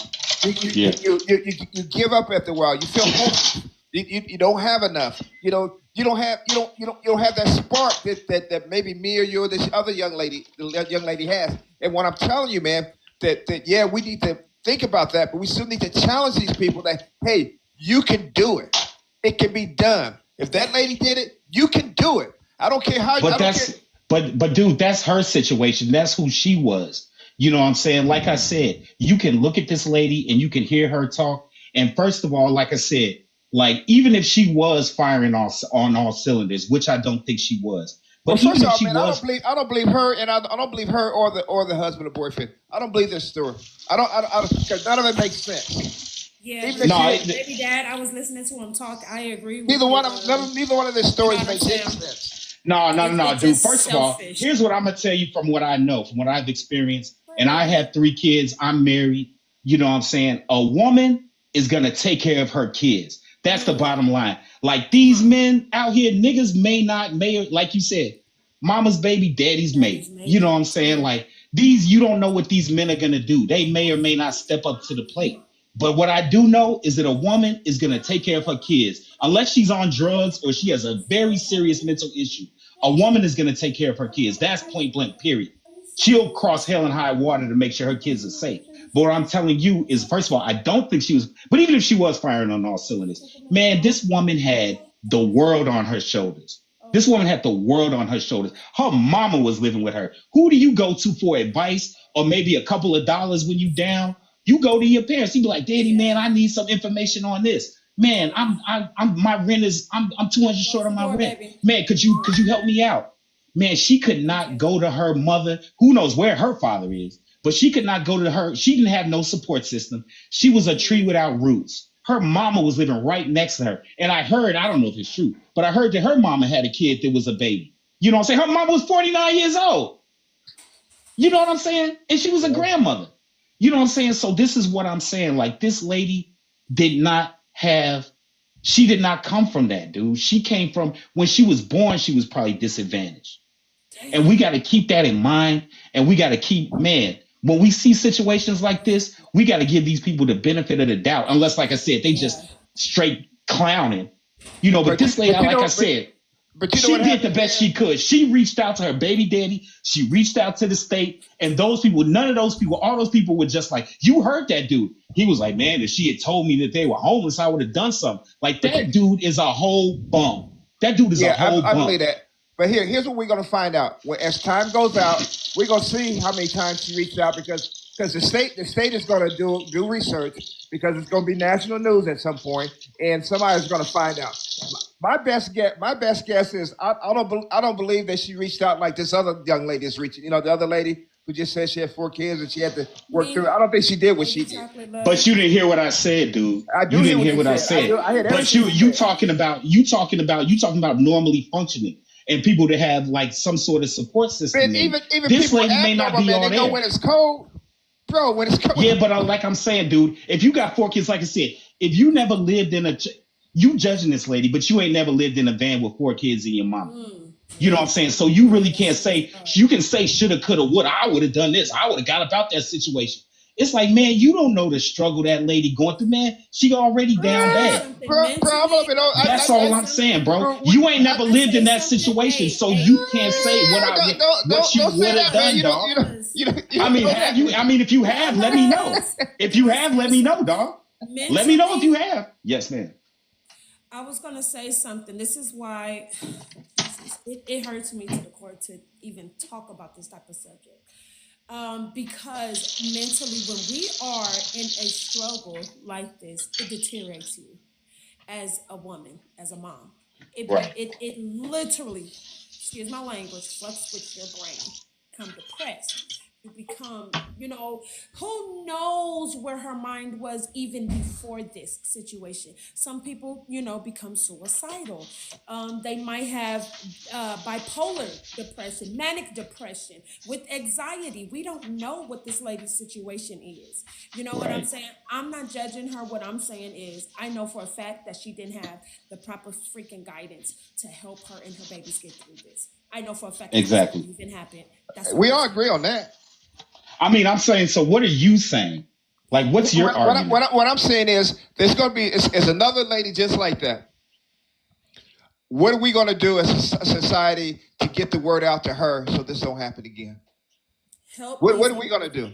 What are we going to do? Programs and all. The programs are not going to be here for a long time. What are we going to do individually? Let me put it this way. When I walk outdoors tomorrow, if I go to the gym, I go to the grocery store, or I go and I see somebody who's struggling, what am I going to do? Will I go over and give a person an encouraging word, or will I go over there and say, just like uplift somebody and say, hey, you look nice today, or hey, have a great day? Will I go over there and try to inspire somebody and just give them a spark? You know what I mean? I think that I understand what you're saying, and I think that can be a viable thing to just go up to somebody that you see is down and be like, man, keep your head up. Keep your head up, man. I know it's rough out there. Keep your head up. I think that is useful in some way, but I think somebody said it earlier in the chat. Somebody was like, man, you just gotta, kind of control what's in your cipher. Your nieces, your nephews, your sisters who may be going through something, and just, that's the only way. Like I said, there was no support system for her. And all you can do, so you can't help somebody. Like, I operated a train on CTA, Chicago Transit Authority, for almost 10 years. And I saw everything, bro. I saw everything. And you will want to help somebody. You saw, families sleeping on the train, and, you'd be like, man, what can I do for them? And it's like, you can give them $10 or $20, but that's not really helping their situation. No, it's not. You know what I'm saying? Yeah, so all you can do is in your circle, it's just be like, man, who do you see that needs help? Who do you see this struggling? Who do you have influence over? how can you help them from matriculating into that situation? That's all you can do. And you can get, if you can keep one person out of that situation from living in the casino parking lot, then you done your job. But you can't, that's why we have the systems that we have. That's why we have all the welfare systems we have. That's why we pay taxes. It's so they can rescue those people. You know what I'm saying? But it's a flawed system. But as far as what we can do, it's very much such a flawed system. as far as what we can do is just what's in our cipher. So many people want help, and we need to help the people who need help, because some of the people want help can actually do for themselves. But some people, they can't do for themselves. Right. You're explaining that situation. Yeah. So this was it sounds like, because I took psychology in college, you guys. So this sounds like something that was actually going on way long before, because she didn't even know who to turn to. She didn't even have a person that she could go to. So this was something that was already in effect before these children, before this situation, before she lost her home, before all of this. This was, you guys got to think now that the wheels are turning. This was been happening a long time ago. She was damaged. Hey, but we're gonna have to go back to, because everything's expensive. When my father was young, you always had an uncle or aunt or grandparent that lived with you, and people gonna have to start living communal and living together, or partner with people, because that's why doubles were so popular back in the 20s, 30s, and 40s and 50s, because you could buy a house and somebody lived on one side, the other person lived on the other side. You both contribute to paying the mortgage. We're going to have to find a way to go back to that, because if people don't know how to partner with somebody, whether it be a man, a woman, whatever their preference is, or a friend, they're going to need some help. Society's at a pace right now where a single person, I have a son that makes $89,000 a year, and he can't hardly buy the house that he wants to buy. $89,000 3 years ago would have bought him a $300,000-$400,000 house. Now that house would cost double to buy the same house. So money's not the same, and that's in Ohio. I ain't talking about the bigger cities where properties like crazy prices. So we got to find a way to start pairing with people, grouping with people, and finding somebody to bring up to our group. We got to quit putting them down. Bring them up. Bring one up. I think that's a cultural thing that Americans do, where we be like, okay, you 18, bounce, go get your own house. I have a lot of Hispanic friends, particularly Mexican, and it's a stereotype, but man, they all be in the crib. Everybody gets something. Dude, they all be in the crib, Joe. I work with these Mexican dudes, and one dude was married to the other dude's sister, and they all lived in like a 3-flat or something like that. You know what I'm saying? And some people were paying, I didn't know who was paying what, but they were all, other dude had kids, other dude didn't have no kids, but they all lived under the same roof. And he bought his. They all pitched in. They all pitched in. Everybody was running. And that's what we do as Americans, and maybe particularly as Black people. We be like, oh, you 18, it's time for you to go. Yeah, we shamed that you got to have your own. But you got to have your own. There was a story in USA Today 10 years ago where four couples got together and bought $1 billion house 10 years ago. It was 12,000 square feet, had like 7 bedrooms, and they had 8 couples contributing to work. The one thing we can't do as a community, I'm going to speak for Black people, we don't know how to live together. No. I see Hispanics do it. I see Turkish people do it. I see the Indian people do it. Dude, when I met a guy who came over from India. He was a doctor. His wife was a nurse, and they had 2 kids. All 4 worked at McDonald's, making $7.50 an hour. This was in the early '90s. And then they made enough money so they all could get a car, and they contributed all their money together. And then like when you come over from another country and you have a degree or something, you got to get certified in the U.S. So like if you're a doctor in India, you're not automatically a doctor here in the U.S. You got to get some certification and go through some stuff. But until then, man, he went and got a job at McDonald's. We shame people so much for not having the best, not having designer stuff, not having enough money. Like the average person makes $40,000 to $50,000 a year. The term for them is dusty and bomb. But that's what the average person makes.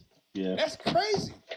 I also think we have to stop arguing amongst each other. I feel like we take our anger out on each other more than we take our anger out on the system that's in place that's meant to displace the family in the first Now, place. a good argument is good. You don't take it personal because you know what? When you just like that, you seem like a decent young man, and that lady seems like you're a decent young lady, one that you guys kind of going back and forth. I think if you under another circumstances, you guys could probably be friends. You know what I mean? So a good heated discussion, a vigorous discussion is okay as long as we end cordially and then we learn something from each other. But we just stuck our position, then nothing's gonna change. Right. Yeah. We also have to understand our situation. Like I said, if we understand the context to the situation seems to make more sense. So like I said, like us lacking community as far as Black people, I feel like we'd have a better community if we addressed the fact that we're literally, a lot of times we're going along with the system that's meant to displace us. Like, even like I said, when we were talking about like their situation as far as co-parents, like if they had, like I said, a system that wasn't set up to make the mother more likely to stay away from the father because now she has all these other options outside of having to make him take care of his kids, we can give the fathers options to just leave their kids or give up the rights to their kids. They made these people all solely responsible for their responsibilities. Like I said, and we can give them all these options, quote unquote options, to get out of being parents or get out of being responsible. We would have a better community. We would have a better villages set up. But we've all kind of like fell in line. You know how many parents are in competition for their kids? Like like your situation, like that mother wants the kids to love her the most. I'm not saying you, but then the father wants the kids to love her the most. Then the mother's telling the father, telling the kids bad stuff about the father's telling the bad stuff about the mother, or the families are getting involved. You know, down and all you're doing is hurt the kids when you do that stuff. And you got relationships where when people break up, it's so toxic, they don't want to talk to each other. The less they talk to each other, it's better. Because all this is the argument. Yeah, or it gets you caught up in situations like I've lost jobs because of what my co-parent did. And I told them, like I said, unfortunately, I can't contact you as regularly as I want to because or come even to see the kids because every time I come, the police are involved. Like I said, once again, using the system. I'm gonna give you a good example, man. I used to work in finance, man. And I secured my daughter along. My ex-wife came to my job in front of all my colleagues and told them that I was stealing money from my daughter. I just wanted to get her along so I could make money off of her. And they looked at her like she was a fool. And I walked out, man, because I'm like, why would she come to my job and do this? Why would she want? And I just thought about it. I said, you know what? When one parent is shining a little bit better than the other has to try to bring one down. And I never held that against her later on in life. If I see her, I'm cordial with her. But some people do that, man. Some people, they're so hurt inside, they got to spread the hurt to other people.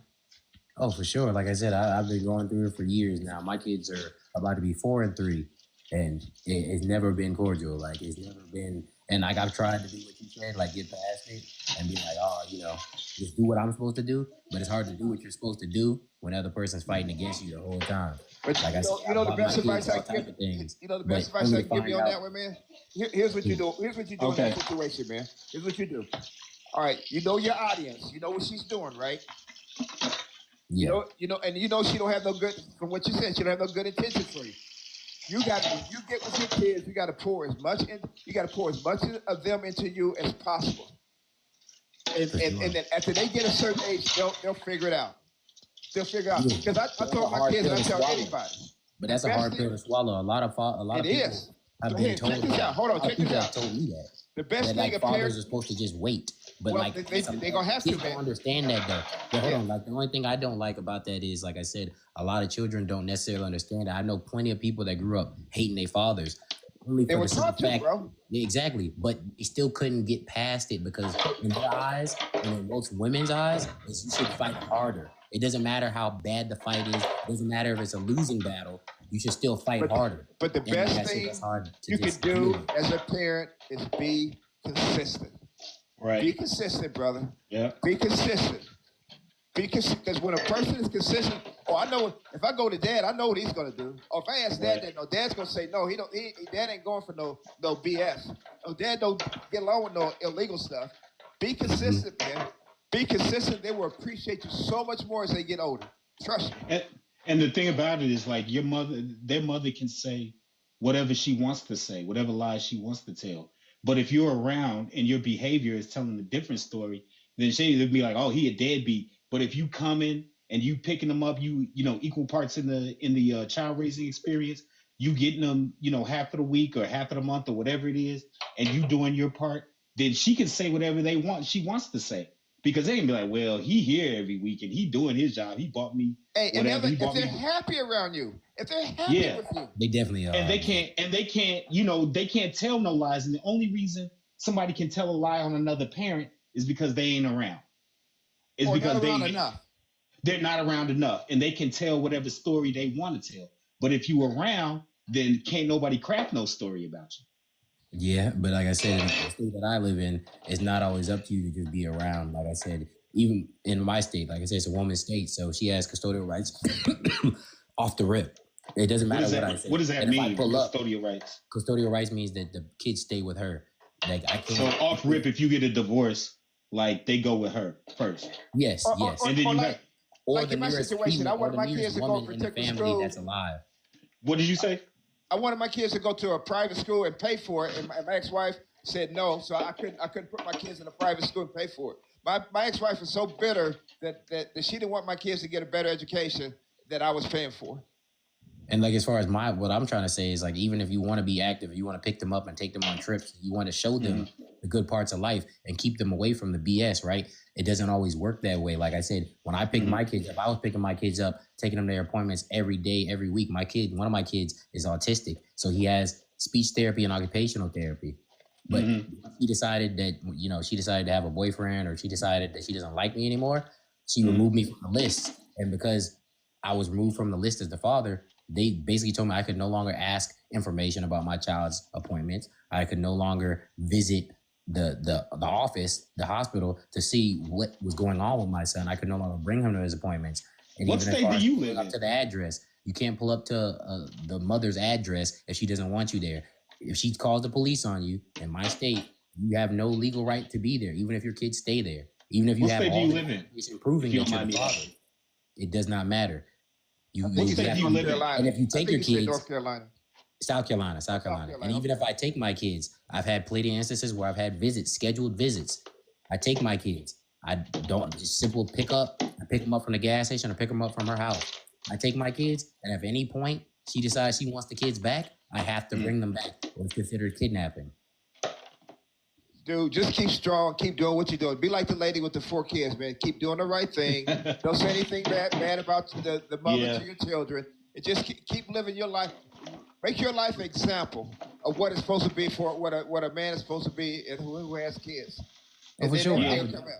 I would never Yeah. include myself into the bitterness because, like I said, I want my kids to have both parents. I want them to have 2 good parents. I would never, even if I got custody, which I'm going to be fighting for this year, like I wouldn't do 100%. I would do 50-50 just so that they could still have time with their mother.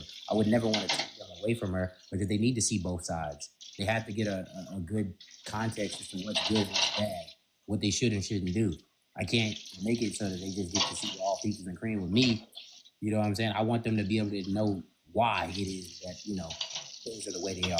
I don't want them to have to make assumptions or, have one parent saying one thing over the other. I'd rather them, like I said, we need to have community. So I don't want my kids to lose community amongst their family. I don't want them to have to feel like, oh, they're upset with their mom because of what she did in the past, or upset with me. I want them to be able to have anybody to look out for them, anybody to reach out to if they need help. Because like I said, that's what we're lacking in the Black community, is reaching out to each other, the people that we already know and grew up with, for help, for assistance, for information, for knowledge. Like we just don't do that enough. And I don't want my kids to have to go through that. I want them to know that they can reach out to anybody, always. Because my mom always preached that to me. We have family. You should always be able to holler at your family about anything you're going through. You should never treat your family worse than a stranger. Your family's all you got. Once you pass away, that's all you got. My kids, once I'm gone, all they're gonna have is family. Your money's gonna mean something, but really all they're gonna have is family. No matter how much money I leave them. Dude, as you get older, the thing's gonna matter to you the most is your health and your family. It ain't gonna be money. It ain't gonna be the car you drive, the clothes you wear. It's gonna be your health and your family. Yep. Hey, we're gonna have to revisit this when all the information comes out. But I don't think there's enough information to make an accurate assessment on what really happened. I really I think don't. the same thing. Yeah. I think they I should was like, investigate. both kids died at the same time from hypothermia. Like that to me, I was like, that sounds. I don't know how cold it was, and I don't know the medical thing behind hypothermia, but I'm like, and they've never said like definitively that they died. They say suspected they died from hypothermia. They never say 100% that they, the coroner's report. So I would, like you said, I would be interested in seeing exactly what the coroner's report says. With all this flu, because I've had the flu, man. I had the flu for a month. All this flu going around. If you're sick and have the flu, you could die from that too. When you're a little Weakened kid. immune system. Yeah, you have a weakened immune system. And as far as like you were asking Prime about the science behind it, like I said, it takes anywhere from 1 to 3 hours for the human body to do. All right, real quick, everybody. Real quick. I just want to let everybody know about half an hour we're going to end this. We are going to do another live on another topic. So if you guys want to hit up that live as well, be sure to follow and stay tuned. What's the topic going to be? And I do enjoy having you guys speak and speaking with you. I feel like you guys know how to articulate your opinions well. And so, yeah, I would love to have you guys on again. What's your next topic? We might actually be talking about what was it? Hold on. Let me tell you exactly one of the ones I was thinking about doing. Let me get this up. I was thinking about, are single mothers capable of properly raising children? The bullet points were, can a single mother raise sons? Are their sons destined to wind up in prison? Are their daughters destined to repeat the cycle? And are their daughters destined to be promiscuous? Oh yeah, you get some hard arguments on that. Yes. People in your life that's not So, a very articulate You're conversation. poking the bear, man. You really poking the bear with that. that's why I say that for our late night live. Hey, check this out, bro. It's gonna be Hyena Central. I already know. Like it's gonna be some gender wars going on in that gender wars are gonna go. That's the most. That's one of our biggest problems in our community. Oh my God, that's why I was trying to tell the girl earlier. I'm gonna drop out, guys. Good talking. Okay. Good talking. So we're gonna be closing this out actually just so we can get dinner together and actually if round it up and get ready for the next live, which we're gonna take a break on this topic, let some more information come in about this article, and then we're gonna talk about a social issue that's actually going on constantly that stayed it for late night for a reason. It'd be a good topic. Like they're talking about can black women raise the son, but man, could a father raise the daughter? Oh, that'd be a good thing to add to it too. That would actually. You know what? I should probably include that in there. Like a lot of women are against that. I've seen like the TikToks, women being upset that the father changed the daughter's diaper and take them to like gynecologists and stuff. Nah, you can't do that. Also, like, who's a better single parent, the mother or the father? It's already been proven. I'm sorry. There's statistics for that. They're not gonna like statistics. I know. I know what those statistics are reading, and it's gonna really another thing irritate people. But let's be real here. It needs to be talked about. Ain't nobody gonna agree with it. Well, yeah, we should probably include that as well. Honestly. You make sure. Something to argue back. It's all about like single mothers. There's a lot of arguments, a lot of anger. If you include guys in there, they'll have something they feel like they can talk about as well. Okay. If not, that conversation will be like really one-sided. I'm feeling singled out. But exactly. It never is a personal attack, but they always want to take a break. Everybody's going to give anecdotal stories about how single mother did this, that, the other. Numbers don't lie. Yeah. All right, man. I gave you guys a follow. We're going to get some dinner, do all that, and get ready for the next live. All right. Well, I thank you guys. I want to thank everybody for stopping by, everybody for the follows, everybody for the gifts, the likes, all the shares. You guys have been amazing. Really, this has been a really fun 3 hours. Yes, it's been 3 hours. I don't know if everybody knows that, but we've been live that long. But yeah, so for the past 3 hours, we had a really good conversation. I appreciate everybody that came up. everybody actually respecting people in the live. Also all the love and support. And yes, there's been some. I know there's been some debating that was going on in the comments. We can't reach everybody's comments, obviously. There's been some back and forth. There's been a lot of hearsay, so we do have to wait for what information is coming out and stuff. So Fun fact: I am BLK, but yeah. yeah. So and then me as a person, just to touch one base on this subject, the way I always say it, as me as a person, if I had kids with somebody and I wasn't with them anymore, and they even asked me if I could take the kids for a couple days or whatever, there would be no hesitation on my part. Even if I had work, I would say, "Are you sure you only like?" I would even say something like, "Are you sure you only need me to watch them for 2 days? Do you need more time than that?" I would honestly myself just say, I would ask, well, okay, yeah, I could take them for 2 days, but hey, do you need more time than that? Do you whatever? Because I mean, they're my kids. I don't want to abandon them in any way, shape, or form. So, but again, thanks you guys for stopping by. We're gonna head off. We're gonna go get ourselves some food and stuff like that, and then we're gonna come back with our next topic. So drop a follow, and we hope to see you guys there as well. Thank you. Have a good one.